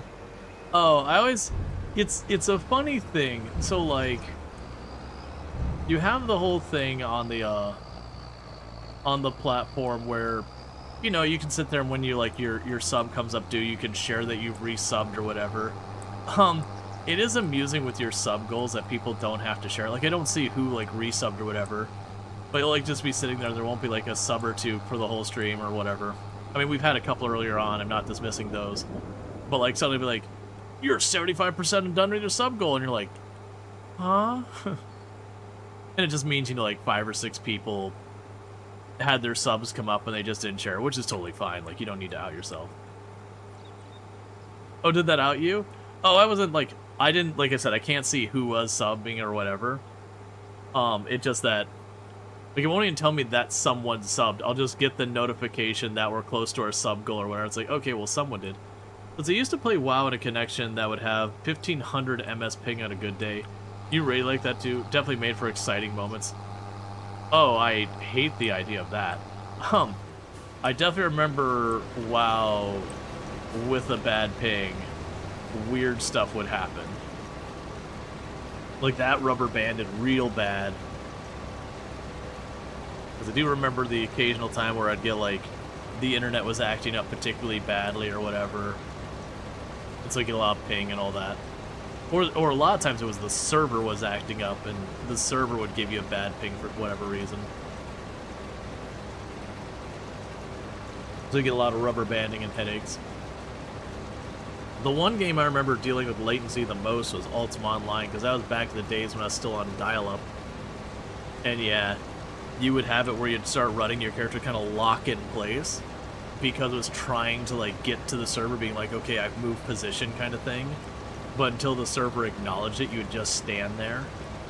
And then eventually, after a little while, you'd just get disconnected if it didn't manage to, like, rectify things. But yeah, you get some, like, wild things where your character would step forward, teleport back a little bit, and then step forward again. I remember there's some first-person shooters I played back in the day, like early broadband dial-up. Oh, thank you. Enjoy. You enjoy. Love. Love. It looks good. Yeah, it does. Smells good. Yep. Oh, we still have the cruise control turned on. That's actually not what you meant, but let's just leave it at that. Oh, I messed up. Alright.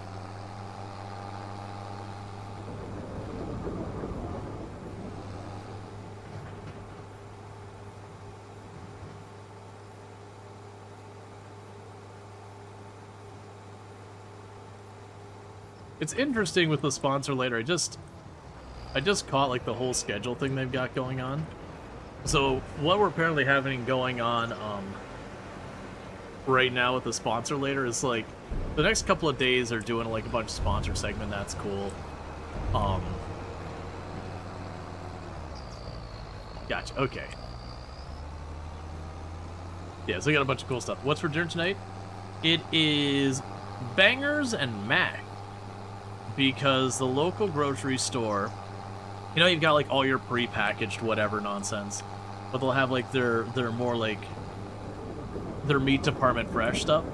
But they had Nashville hot sausage, and it's one of the things that one of the local grocery stores has been doing a lot more of these things where it'll be like limited edition. It won't be like more price or whatever, but it's like clearly they're experimenting with different stuff. They'll be like, okay, well, we're gonna do like blue cheese and whatever sausage. Cool, I'll try that. Or they'll be like, okay, this month we'll have like buffalo potato chips. And they've been doing a lot of that stuff where it's just kind of they try these interesting flavors that, you know, they'll do it for like a month or two and then they'll go away again. And I'm assuming the idea is they're experimenting, and if like something comes out and it's like wildly popular, then they would just make it a regular item kind of thing. But it's been interesting that they've done like blue cheese and all that. But yeah, so this is like Nashville red hot sausage. We'll see how it is. Which for those that it's a popular hot sauce here in the U.S. Nashville hot.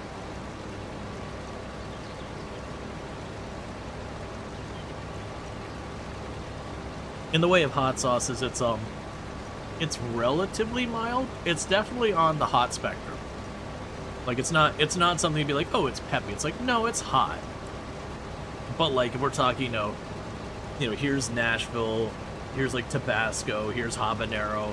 Like it's on that lower end there where it's like, okay, it's solidly in the, you would call this spicy, but also compared to a lot of your other options, it's not that spicy.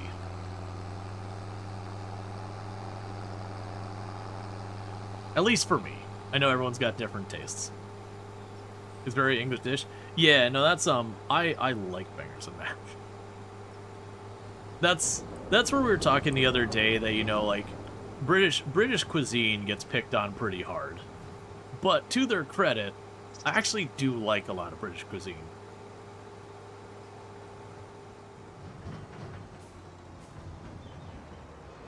Let's see, you left Farm Sim 25 game running with an AI worker doing its thing while you left for a few hours and came back and the AI was stuck and took like 20k in wage.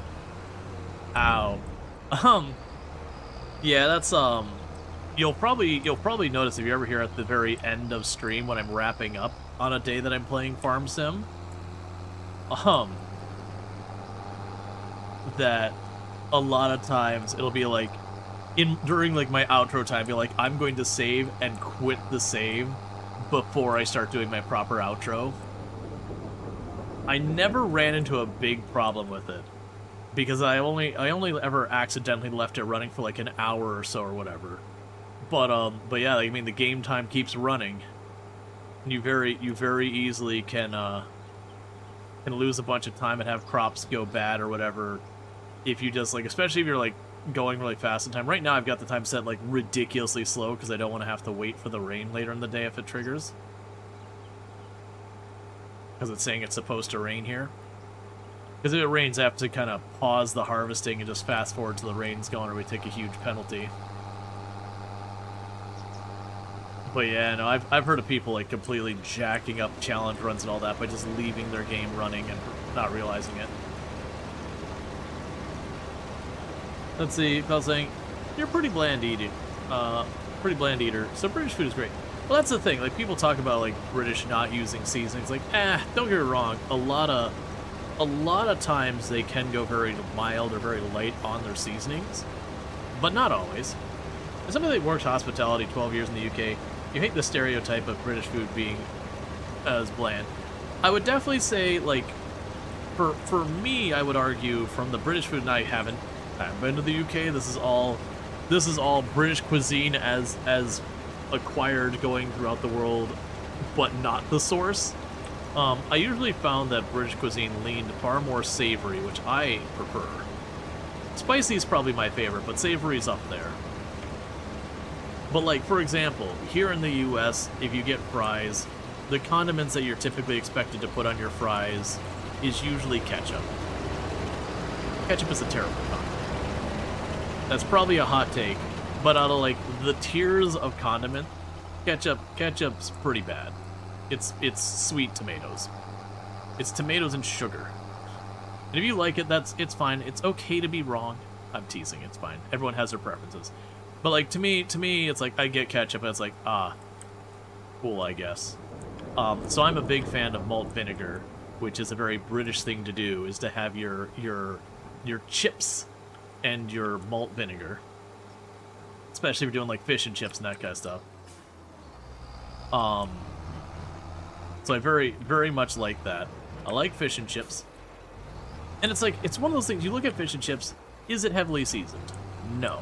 Would I call it bland? Not really. Like, to me, bland is like steamed broccoli with no seasoning. Ketchup is good, but it's definitely a low-tier condiment. Yeah, like, even if you're someone who likes ketchup, it's definitely one of those things you're like, okay, but it's like, on the quality scale of condiments, where does it land? It's like, I enjoy Taco Bell. On the spectrum of quality of food, Taco Bell is really low. Taco Bell, it's not the bottom, but it's trying. If the Taco Bell didn't have its sauces, it would have no hope. Like, without the Taco Bell sauces, like, that food would be irredeemable. But the sauces do make it delicious. What is her bottom food? So, for quality, is where we'll be going with this. Theme park hamburgers, I would say, is the lowest tier of food in existence that's commercially available. Some food you could get at schools can get pretty rock bottom as well when I went to school, but that's far enough back that's almost certainly not what you'd find there. But theme park, and we're not talking like the nicer sit-down restaurant, we're talking your quick service. You walk up and be like, I want a hamburger, and a tray comes out with a hamburger at a theme park. Like, a cafeteria hamburger outranks that hamburger. Like, it is, like, you look McDonald's, and McDonald's looks like fine cuisine by comparison to a quick service theme park hamburger. It is the saddest little burger you can ever get. And you're also going to be paying like $18, $19 for it. You're welcome. The fries are extra. That's, it's not convenient to where we're at, and I'm not going to say the name of the water park because it'd be very dox myself kind of thing. We've got some pretty big name water parks not far from us that are genuinely amazing. But we've got, like, the local bargain water park that's actually, for the water slides and all that, is really good, but the food there is terrible. Which it is theme park hamburger, theme park hot dog, and like lukewarm pizza. And the correct answer there is the lukewarm pizza, because at least that is manageable. Bro's talking about Wikiwachi? No, I'm not talking about Wikiwachi. Wikiwachi. Is that by Wakaiva?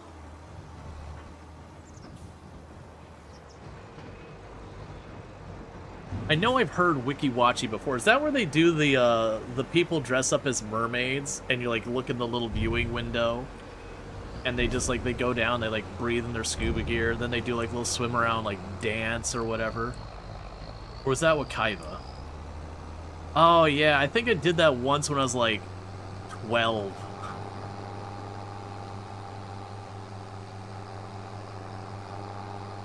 I was like, I knew that name came to that. Yeah, that's nowhere near me. I actually don't know where that is. Is that like north central Florida? Am I remembering that correctly? Like, ah, man.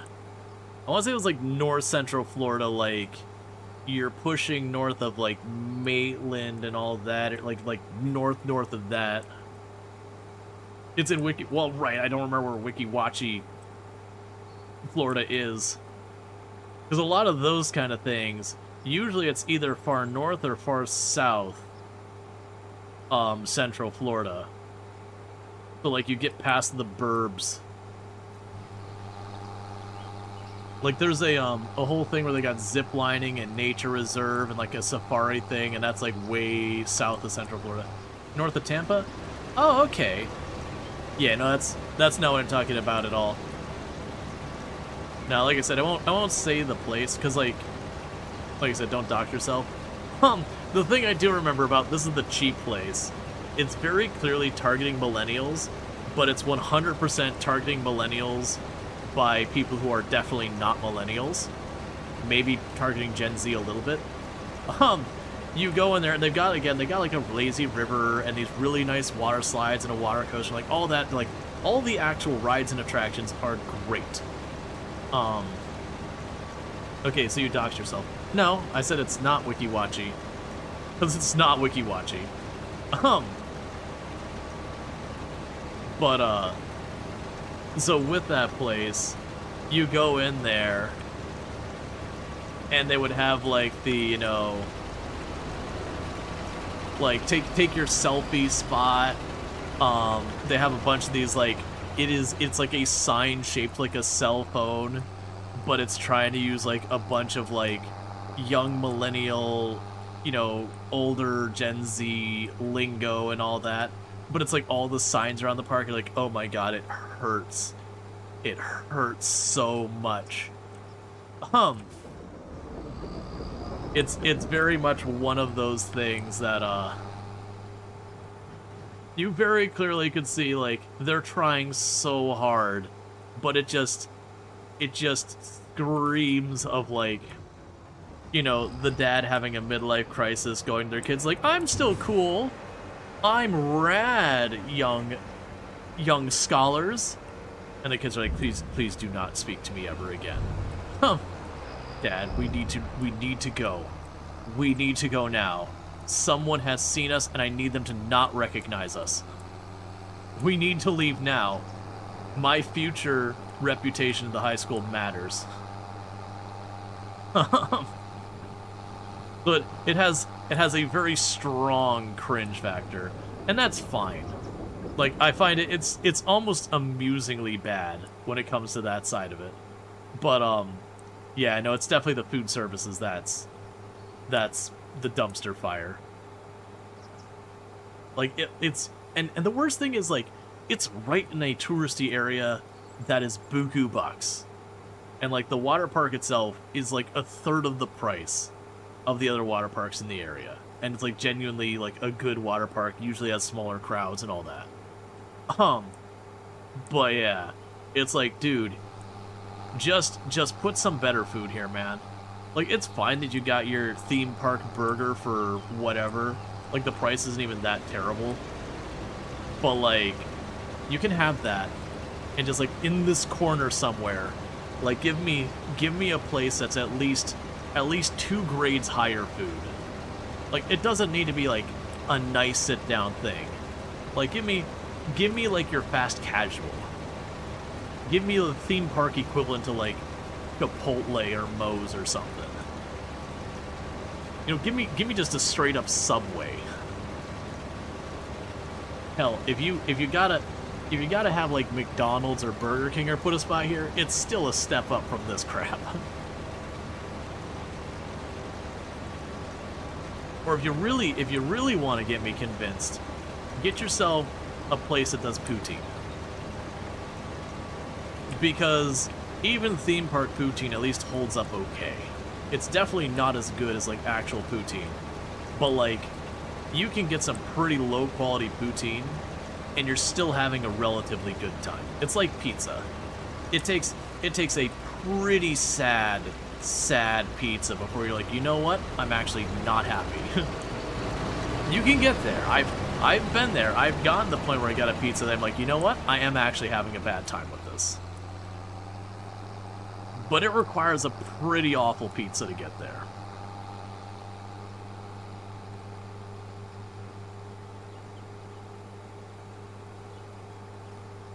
Like, you didn't have one minor failure on the creation of a bad pizza. There was degrees of failure that occurred to get that pizza to be unsalvageable. And it feels like Like, don't get me wrong, I'm sure you could get a poutine that is extra mushy from just, like, too much gravy and sitting too long. Or, like, some pretty unsatisfying cheese curds or whatever. But again, I feel like even as long as it's not cold and mushy, I feel like the poutine would still be like, yeah, it's not the best. I'ma still tear it up, though.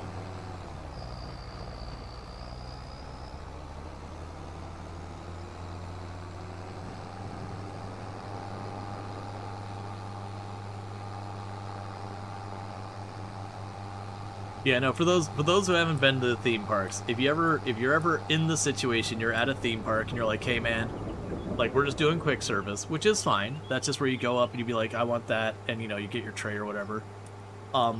Broadly speaking, the burgers is like just sadness incarnate. It is everything you want as long as what you want is disappointment. The pizza's fine. It's not going to win any awards. It's not going to excite you. But it's going to be a perfectly subpar pizza. It'll be like going to like Little Caesars and getting your $5 hot and ready. It's a pretty sad pizza, but like it's still fine. Chicken tendies pretty much meets exactly what you expect. Chicken tendies are just the same as always. Now some of the quick services, you know, are nicer. Like, you can go to quick services that actually do give you a bit better food. But those, like, what it is all over the place. Like, you'll go to places like, oh yeah, we have short rib on this one. It's like, alright, let's go. Quick service Mexican food gets... that can be very hit and miss. You can get some pretty sorry burritos.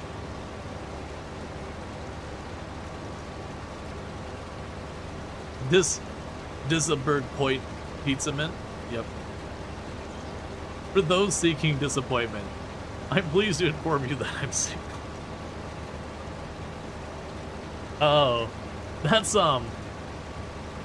Toom will be like making a comment.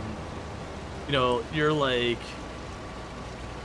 you're the best, whatever. Like, you know, that she'll just make a compliment. I was like, no, that's a lie. It's like, well, then what are you? It's like a disappointment.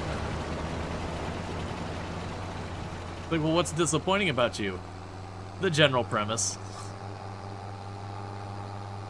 You know, and it's just self-deprecating humor. I don't truly feel or believe like inadequate or whatever. I just do enjoy me self-deprecating humor.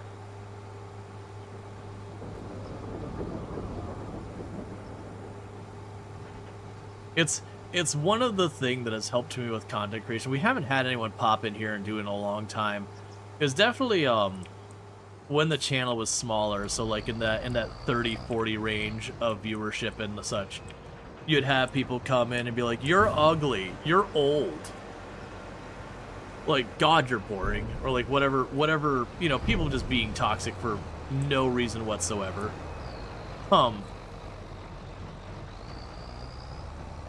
And it's just kind of one of those things that, you know, I can imagine if you're someone, like, especially, like, you know, you're a teenager, you're kind of finding your place in the world, you're very insecure about yourself, like, you know, you're dealing with all, like, the hormones, and you're not sure, like, you know, are, like, how smart am I, like, how, you know, am I attractive, like, these things. You got all these get-ups and these insecurities that so many of us go through growing up.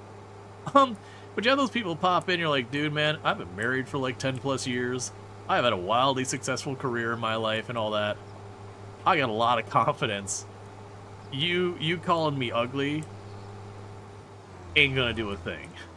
I have heard way worse, my guy.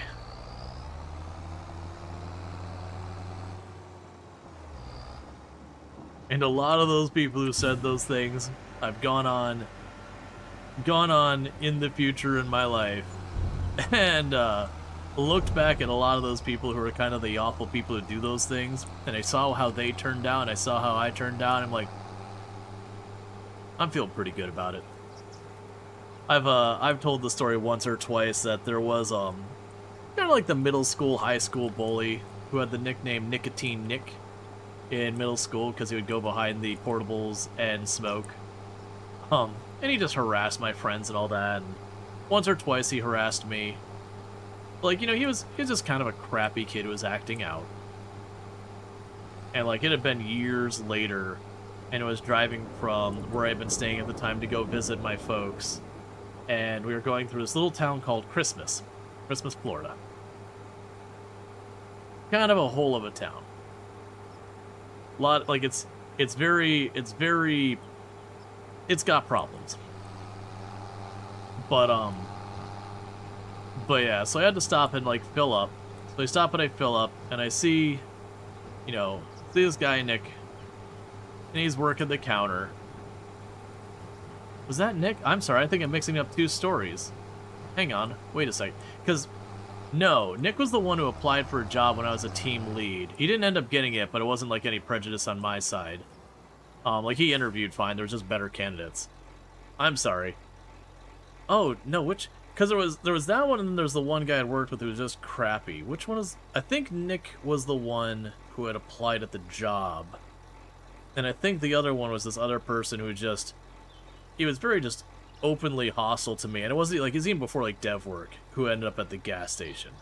Either way, both of them were kind of like crappy bully-type personalities. And, like, both of them, it was kind of like, yep, well... You know, this is how they turned out with their life decisions. Like, it's not that I wish bad things on people, but you're like, you know what?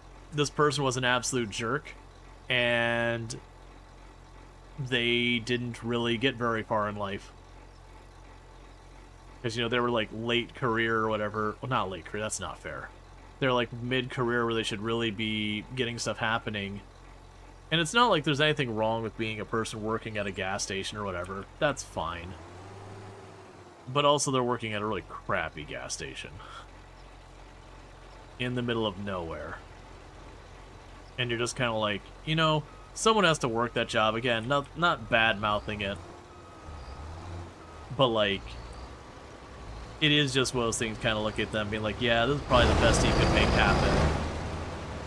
Because, you know, he alienated people, pissed people off, and didn't have people to lean on later. So, like, he probably could have ended up doing a lot better for himself, but just because of his attitude and everything, he kind of limited his prospects.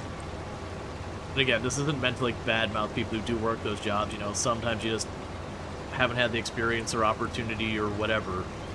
But this is definitely a case of him kind of robbing himself of that potential by just being a jerk.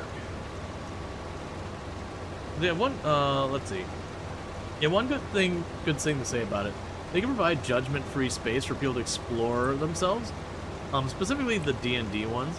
You have a friend who only realized she was trans because Gender AI, D&D, and D&D DM. Interesting. Yeah, I mean, it kind of makes me think. So the other day, and it was a thing going on between like Ultra and Sim. That Sim's been playing. I blank on the name. It's a new I was gonna say Wii. It's Switch. It's a new Switch game where you kind of like bring people into your town, and like they'll just like generate these like utterly cursed. Yeah, Tomodachi Life. Yeah, that's the one. But I missed how it got started. But Sim was basically bringing up the Myers-Briggs personality test. Which is hot garbage. Like, it can be useful, but scientifically speaking, it is the smolderingest hot garbage that is ever garbaged. But it is a thing that it can cause you to stop and self-reflect and going, okay, you know, based on this thing, like, you know, you're an extrovert and you have, like, the judgmental assertive or whatever. Well, to be fair, most personality tests are based on Briggs-Meyer. They're usually either that itself, or there's some variation, or there's still like a baseline of that. That kind of thing. Like personality tests, like I said, they can be a thing that like the personality says like, oh, we think you are a bit of a loner. That's not one of the things they have there. But like, we think you're a bit of a loner, and it can get you to step back and go, okay, am I a loner? And that self-reflection can have value. The test itself, again, utterly worthless. Complete, utterly worthless pseudoscience. But it can cause that self-reflection that it is the catalyst. Kind of in the same way you can read a book that objectively you sit back and go, is this book good? No. No, it is very not good. It is just a really bad quality book that has no redeeming qualities about it. Like, I want to undo the time I have spent in my life reading this book. But at the same time, even a book that bad, you might have that scene where the character does something, and you're like, you know, you just kind of sit there and be like, you know what?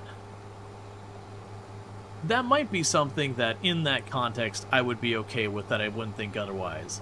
Why do I feel that way? And you can have that introspective moment that technically you do get something of value out of by the fact that it makes you reflect on something. Whether or not that was the intent. And so in that case, like, that is something that Myers-Briggs does tend to trigger with people. And it can trigger that whether you get your results and be like, this is the hot garbage that is no anything and doesn't align with who I am. But it still makes you think about, okay, but I'm not this. Why did it think this way?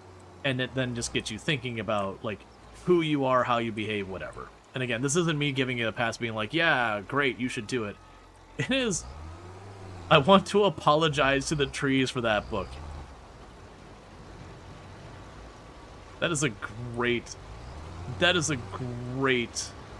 way to just really, really crush a book so far as, like, the one I go is, like, if you ever want, like, a really fun insult to call someone who's, like, a boring person or whatever, if you were a seasoning, you would be flour.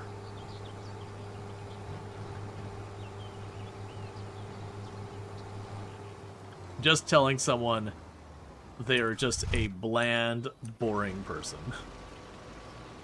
I don't use that with people, but it is a fun one. But, like, I want to apologize to the trees for that book is very much that same energy of, this book is so bad, what was done to these trees makes me feel guilty.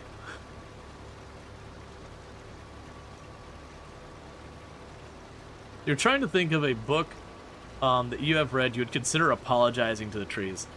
I mean, I had some required reading in school that felt that way.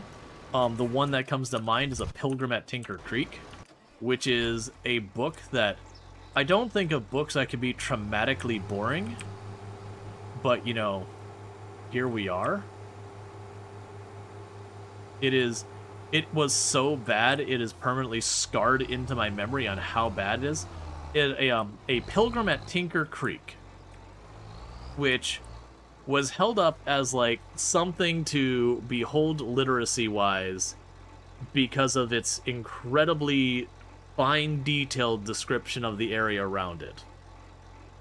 But genuinely, the book spends, like, 3 chapters describing the person just in their room, observing their room. Not things happening in the room, just fine detail about, like, the pattern of the comforter of the bed, the little dirt paw prints that were left by the cat because it came through the window. And it's, like, literally, like, multiple chapters dedicated to just describing a room with nothing happening in it, or doing anything, or having any relevance to any kind of plot or anything. And, like, don't get me wrong, I've enjoyed some books that do, like, they'll have, like, your fantasy city, and they'll go into, like, really, really in-depth details. Really in-depth details. But usually you're like building this world that you then have the characters go in and participate in. But this is just describing the room and then moving on for no reason. Would it need to apologize to the trees? I mean, I would say yes. I would say it would have reduced the value of the material that the tree was made out of. So for the tree to have died for it, it died for something that, like, genuinely the tree still being present in the ground was better for everybody. Especially me in high school. Me in high school thinks just a random tree out there in the world was far, far better for everyone involved than that book. That book was so terrible. Why are you, like, homing up to me to get stuck? You've seen a couple of movies that are so stupid you'd apologize to the plastic for being used to press the DVDs. Yeah, like, I'm sorry to whatever, like, Bree or Bush or whatever eventually got processed into this DVD.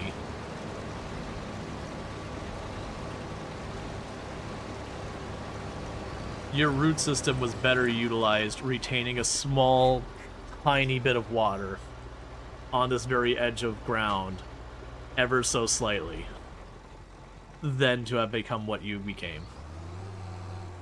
Disaster movie, you weren't even able to start properly because the cognitive dissonance just threw me off so bad.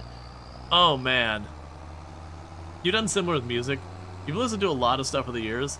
Not anymore nowadays. I have Twitch running on nearly 24/7 hours, non-music listening.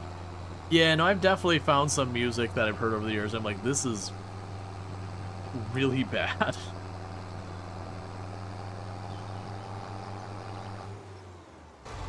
Go deeper. Apologize to the dinosaurs who provided the oil for the plastic. Apologize to the earth itself for wasting its time processing all that plant matter and all that into oil. That the nutrients from the soil could have been better utilized to grow other plants that would then not become oil to then not become, you know, CDs and DVDs that were just bad. Oh yeah, no, I definitely remember, like, in the days when, you know, Huzzah and Napster and all those are big, I just liked to collect music, and so much of it was just so bad. Like, there was a lot of music in there that was just objectively not good. Again, not in some, like, I disagree with the message of this song. Just badly made. Like, when, and this isn't even, like, the music side of it. I had an MRI and an MRA for figuring out some stuff quite a while back. You know, and people talk about, like, the noise those machines make. It's like, it's almost like you got, you know, your 10 or 12-year-old cousin, and they really, really, really want to be into, like, you know, techno-electronica, and they're really, really bad at it. Like, really bad at it. And they want to compose music. And that's the result. Where it's got a rhythm to it, there's a pattern there. But there's nothing redeeming about it from a musical standpoint. This isn't a jab on electronic and techno. I'm saying bad. Bad. Someone trying to compose who, like, you're literally like, oh, honey, just don't. Like, you know, don't let your dreams be dreams, but also, maybe this isn't the dream for you.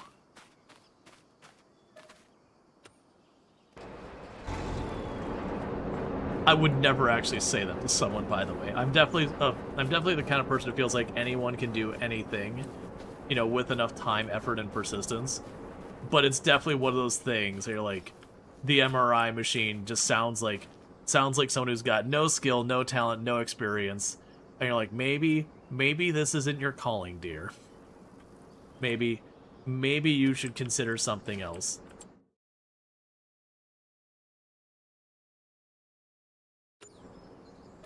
And thank you for the follow. Someone was like, I resonate with this message. I resonate with this message about sometimes you just go, you know what? This might not be your thing. I'm teasing. Good to have you. Oh, I got all excited for a moment when I saw the red and it was like the longer device. Like, ah, it's definitely not even remotely close to the harvester I'm looking for. But just out of the corner of the eye catching it, there was that moment. The fun fact, CDs are polycarbonate, which is phenol made out of coal tar and is distilled with acetone into BPA. Oh, so not coil, but coal. It's clean coal, it's fine. I'm teasing. Well, the dumbest things ever is like, clean coal, it's like, that literally has nothing to do with the problem. You're burning it, you're releasing the carbon. It's made out of the carbon. That's how the whole process works chemically. You don't spit polish your coal or slightly change the process and suddenly the amount of carbon goes down. If you're burning, you know, X number of tons of coal, which is made out of Y amount of carbon, Y amount of carbon is being released into the atmosphere. Unless you're doing something to sequester it and all that, which is the whole thing. Coal is almost entirely carbon. Yep, and that is why it is utterly awful.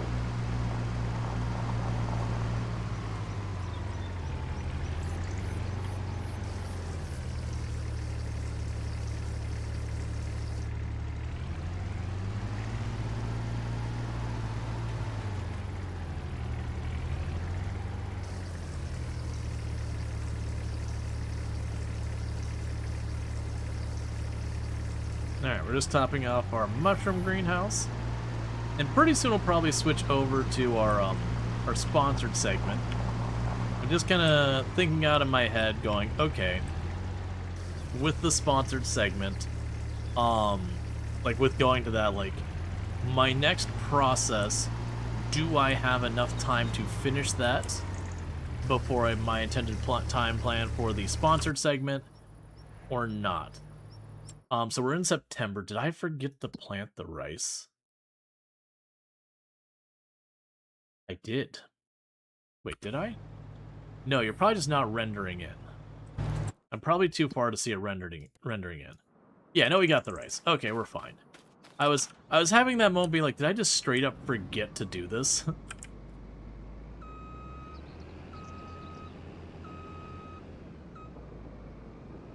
You're a fan of supporting nuclear?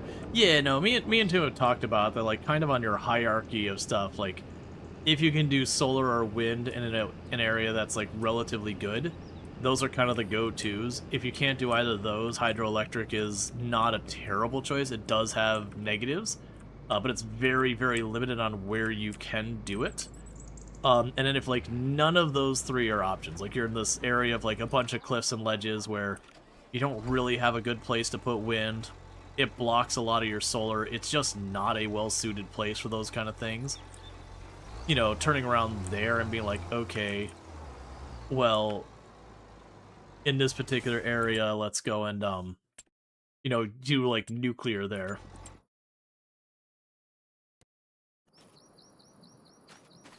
Okay, so that one's going to need the nitrogen all fixed there. Alright, I'm blanking. Alright, let's look at our calendar. So, we are pulling up the long grain rice. The potatoes we already harvested. The sugarcane is next in-game month. Canola I already replanted, I believe. Let's see, you wanted solar with your new house, but everything was leased. The solar ended up costing you just as much, if not more, each month than a regular electric bill. And you never would own it. It was crazy. Yeah, there's a lot of places with, like, legislation and all that is particularly solar hostile that could really screw things. That's here in Florida, the power company has some of the strongest lobbies in the state, and they do a lot to try to undermine solar at every possibility. And even then, it's still usually worth your time. But yeah, it's one of those things that very much can screw it over. But yeah, and there's places that, like, very, very much the local legislation around stuff can undermine the entire value prospect. Yeah, I know when I got solar, it was estimated it would take about 8 years to pay itself off, and it ended up paying itself off in about 7 because that estimate wasn't counting for the power going up.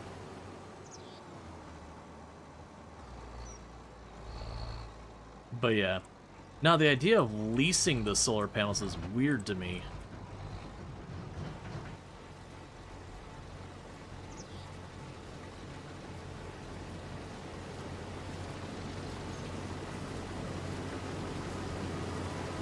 But yeah, not just broadly speaking, it's one of those things that, like, your proper renewable power sources, and to be clear, a lot of them you are going to end up having a non-renewable thing underneath it all to help with the times when the renewable power is less available, because whether it's wind or solar and all that, there's definitely things where it kind of goes up and down sort of deal.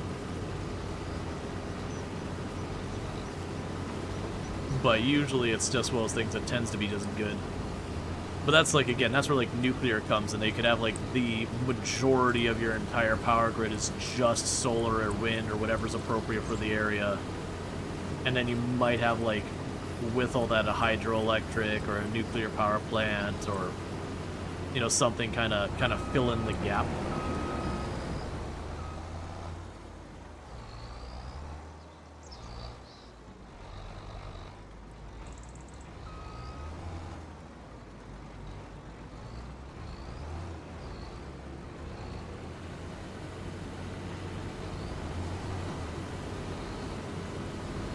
Yeah, and there are, like I said, there are places that just, again, like when you have, like, the very, like, mountainous kind of hilly areas, that you have limited available areas that are decent for wind, like, solar's just kind of a no, because without being able to have, like, large flat areas to put your panels, you know, it's kind of just not very easy to make it work. And there's still stuff you could do there. Like, buildings can put solar on their buildings. But it's kind of one of those things that have people who will go, oh, well, you know, it's not as sunny here. Solar doesn't make sense. It's like, well, no, it does. But it's just, again, not as big a proportion of the problem. You can get to an area that's overcast fairly constantly and still have solar pay for itself in a reasonable time frame. It just got to be, like, the right facing way, because it's definitely a problem you can run in with, like, solar, for example. What angles of your houses you have can determine whether or not your house is any good for solar or not. Because, like, if your house, like, the only slope parts of the roof are facing the wrong way, there's just really not a great angle to put your solar panels where you get enough efficiency to make them worthwhile. Let's see, you have a canal system in Arizona, and they're installing solar panels over top of it to prevent evaporation and to generate electricity. You're very excited to see it. Oh, yeah.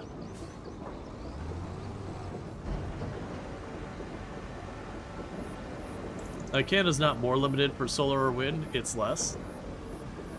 As in, it's more available? I'm assuming you mean by that? I actually have no idea about the Canadian situation when it comes to renewables. But my point was a lot, you know, there's a lot of people like, oh, well, it rains a lot there. It's going to be really bad for solar. It's like, well, actually, it actually really isn't bad for solar.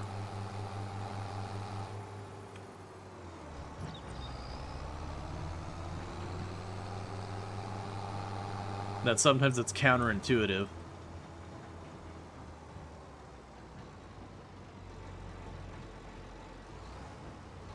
Canada and Mexico are places. Canada has much more limited places for wind and solar. Oh yeah, you're responding to that. Okay, I missed that. That was in response to Psychotic.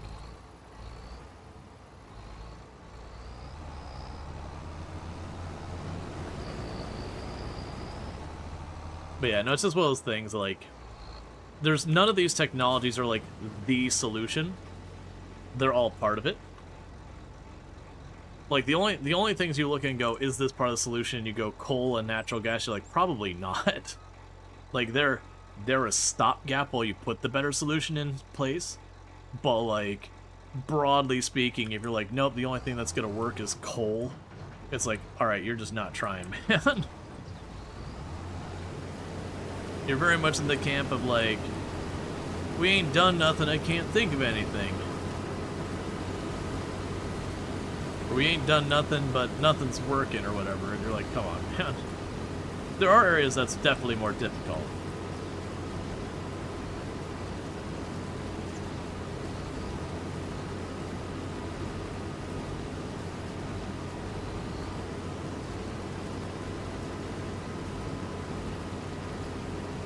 Alright. It's also one of those things that usually when this comes up, people be like, well, wind's really terrible. It hits birds and all that, and you're like, well, the unfortunate reality is, while that is demonstrably true, if you're looking at it from like the actual number ratios and all that, the number of birds hit by wind turbine, like the power generation for wind, the turbines there, is a fairly negligible amount, and that you go, okay, there's a lot worse things. The one I know Ultra was talking about is just owning cats and having outdoor cats is actually one of the things decimating birds way more. It's actually really bad. But, like, for other things, it's like, you know what's worse for birds? Coal. You know what's also worse for birds? Natural gas pollution. So it's like, well, it's like, is this bad? Sure. But it's replacing something worse. They have the highest hunt success rate. I wouldn't be surprised they have a particularly high one. And good to see it, Bentley.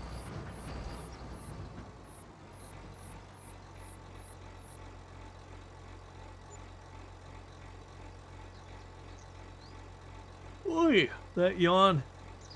I shouldn't have a yawn this late. Or this early, whatever the time it is. But that's like, a lot of the times when I hear like anti-electric car, you know, arguments, anti-solar, anti-whatever, the thing I always find amusing about is a lot of the time the argument they make against the renewable power, if you take that exact same concern and apply it back to coal and natural gas, the coal and natural gas is still worse on that specific thing. There are some exceptions, like the amount of surface area that solar panels have to take up in order to be effective is much larger footprint than a natural gas plant. You're not wrong. That is true. The beauty of it is we have these things called parking lots and roads and buildings, and we could put solar panels on top of them. And we could do all these kind of things. There are large other areas that have open space to put these things that we don't have to worry about them causing lots of problems as well. First place by a good margin. Yeah, and that's one of those quotes that would definitely be one of those things in my head to be like citation needed. It's probably true. But it's definitely one of those things that I would be curious, because those like randomly, like the typical house cat is like the most powerful and fearsome predator in the world with the highest body count or whatever, and a lot of the time you look at that and it's one of those things they'll take some study and kind of exaggerate and misconstrue it, like, okay, it's in the ballpark of potentially true. And it can be, but it's usually those kind of statements that you're like, all right, you definitely wanna like circle back over it, because it's the things like that can be a very clickbaity sounding title, are the ones you want to go with that. Let's see, domestic cats have a high successful rate, approximately 30 to 70%. That is a really wide range to be exclaiming. Well, not surprisingly, wild big cats like lions, it's 20 to 25%. Cats in open habitats succeed over their hunts, and small African black-footed cats are among the most successful at 60% rate per attempt from Wiki. Gotcha.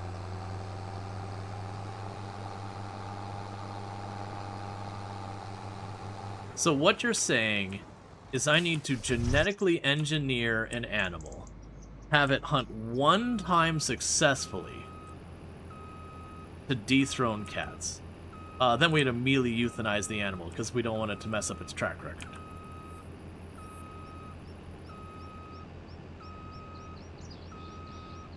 It's okay. We'd make the animal ugly so people wouldn't feel bad about it. I'm teasing. That's awful.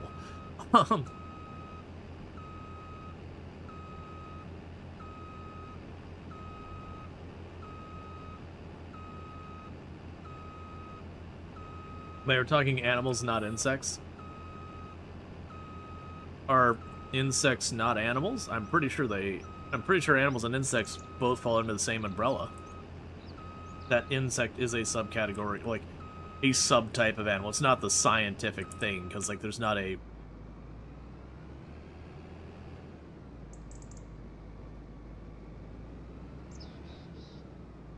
It's okay, we can get this heated discussion about what a species is.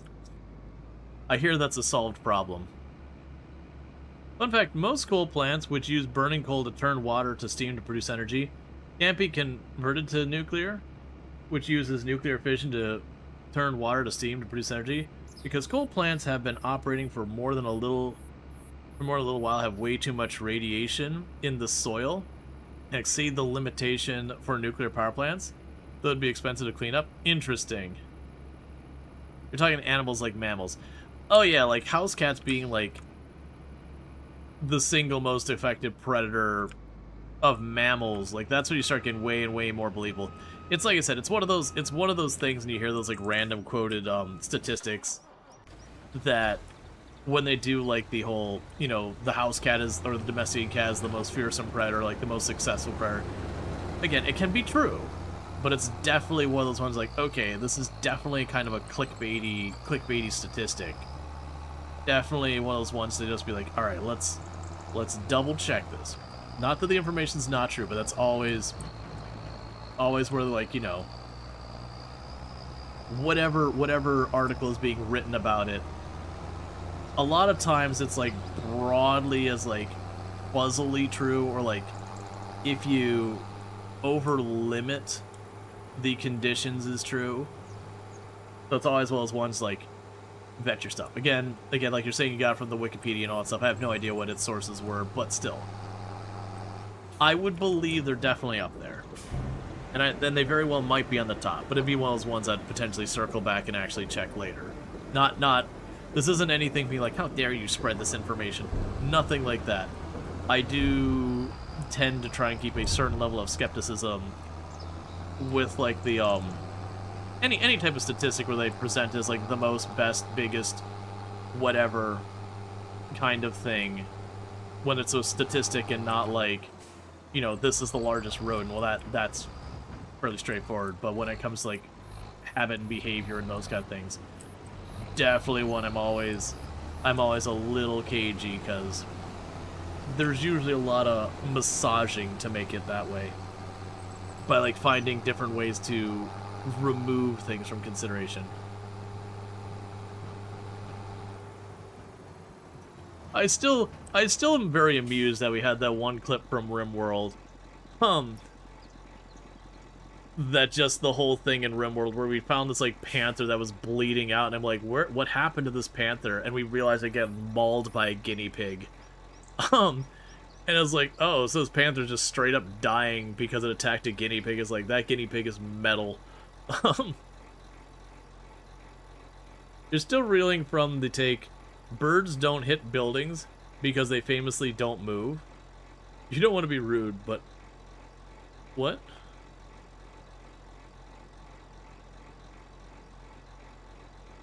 I'm sorry, what? Birds absolutely run into buildings.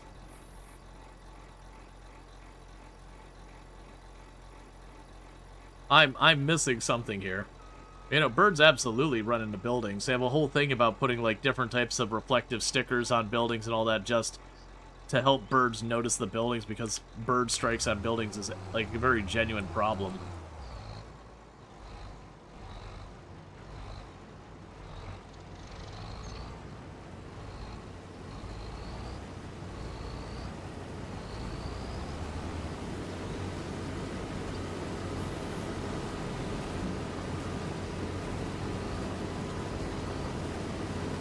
Yeah, I missed something.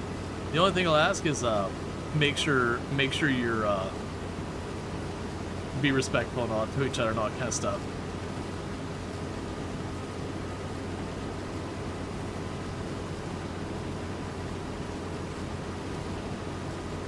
Gotcha. All good. I just missed a detail there. An important part of the cat conversation is that they're invasive in like 100% of the circumstances. Oh yeah, that's definitely one of the big problems where like cats just decimate populations, is because you introduce cats to an area that has never had cats before, and they just terrorize the local ecosystem. Like, you know, that's a major problem they're having in New Zealand, is the cats just, feral cats and all, just utterly decimating the populations of stuff like kiwi birds and all that.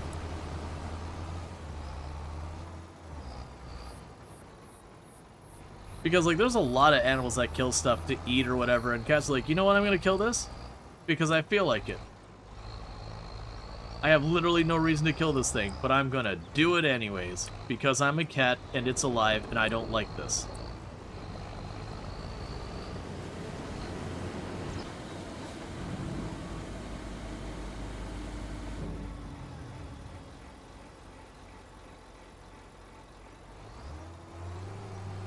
Yeah. No, it's as well as things like, you know, for cat owners, it's very much one of those things about, generally speaking, it's very recommended to not have outdoor cats and that kind of thing. It's complex in New Zealand because, no, the predators ruining most of the birds is rats. Cats are a problem, but in some cases, simply removing the cats reduces harm far less than you'd expect. Gotcha. That was while I was at a kiwi bird sanctuary in New Zealand. Is one of the things that came up, is that they were pointing out that like domestic cats were like a major problem for a lot of local animals, including the kiwi bird.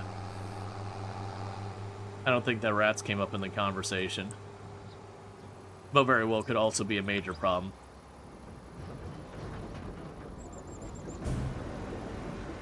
Also bummer, the new €5 book sorting library game, you're interested? Got the contains copious. Oh yeah. That was we had in the Discord, someone had suggested the, I forget, it's like Librarium or whatever. Like, the game looks fun, like it really does, but yeah, no, it's definitely one of those things that had like an AI disclosure on it, and it was one of those things like, we just use AI for a couple things, like, you know, like the titles, the covers, you know, some art assets, and like, it sounds like you used AI for a couple of things, like half of your game. That's one of the ones that gets me with the AI disclosures. Like, we only used AI for a few things, like the music, the characters, the art assets, the world, the story, like, you know, story thing, proof editing, translation, and you're going, what didn't you use the AI for? But they'll still present it as like, oh no, we just use a very little bit of AI.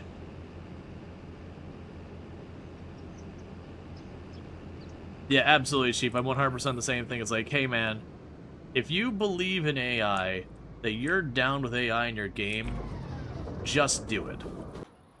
Like, don't downplay it, don't do whatever, just do it. I'm definitely not going to buy your game, but the kind of trying to underplay, like, pity party it, and all that, now just make me want to make fun of you while I don't buy your game.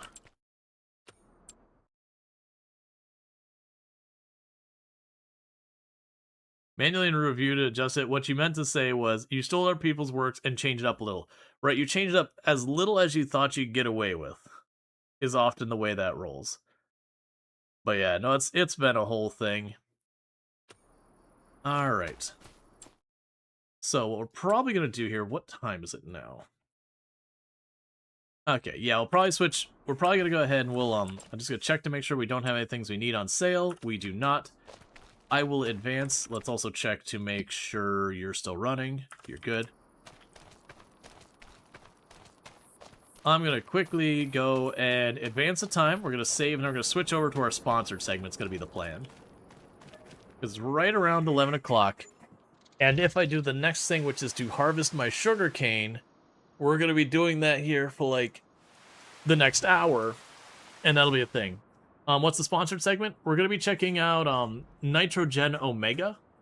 It is a turn-based, like, it's a turn-based tactical RPG, but not in the way you would normally think the phrase turn-based tactical RPG makes you think. Like, it's not you have your grid and you move your people around relative to each other. The game you're talking about? Yes.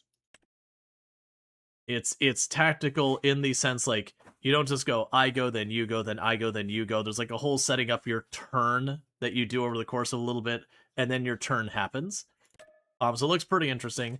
It is a little anime-esque, which is a little bit unusual for the channel. I don't personally have like a problem with it, but I do know some people see that and they're just like, God, I don't like. It's just a style that some people are really just not on board with, and that's fair. I've certainly had some games in the past that I've gone to play that, like, the art style of the game was just very, very off-putting for me, that it, like, and in most cases it was enough that I didn't end up playing it, but there was one or two cases that, like, the art style is very off-putting for me, and then, you know, like, I played, I'm like, okay, like, still not a fan of the art style, but the game was good enough to convince me to like, get past it. Sunhaven was that way. For those over on YouTube, the stream will be coming down. They'll be coming back up in a minute. So I'm gonna go ahead and do that, and I'll be back in a minute on the YouTube side. But like, Sunhaven's the one that stood out, which it's a shame what happened with the way the company dealt with their artists and all that.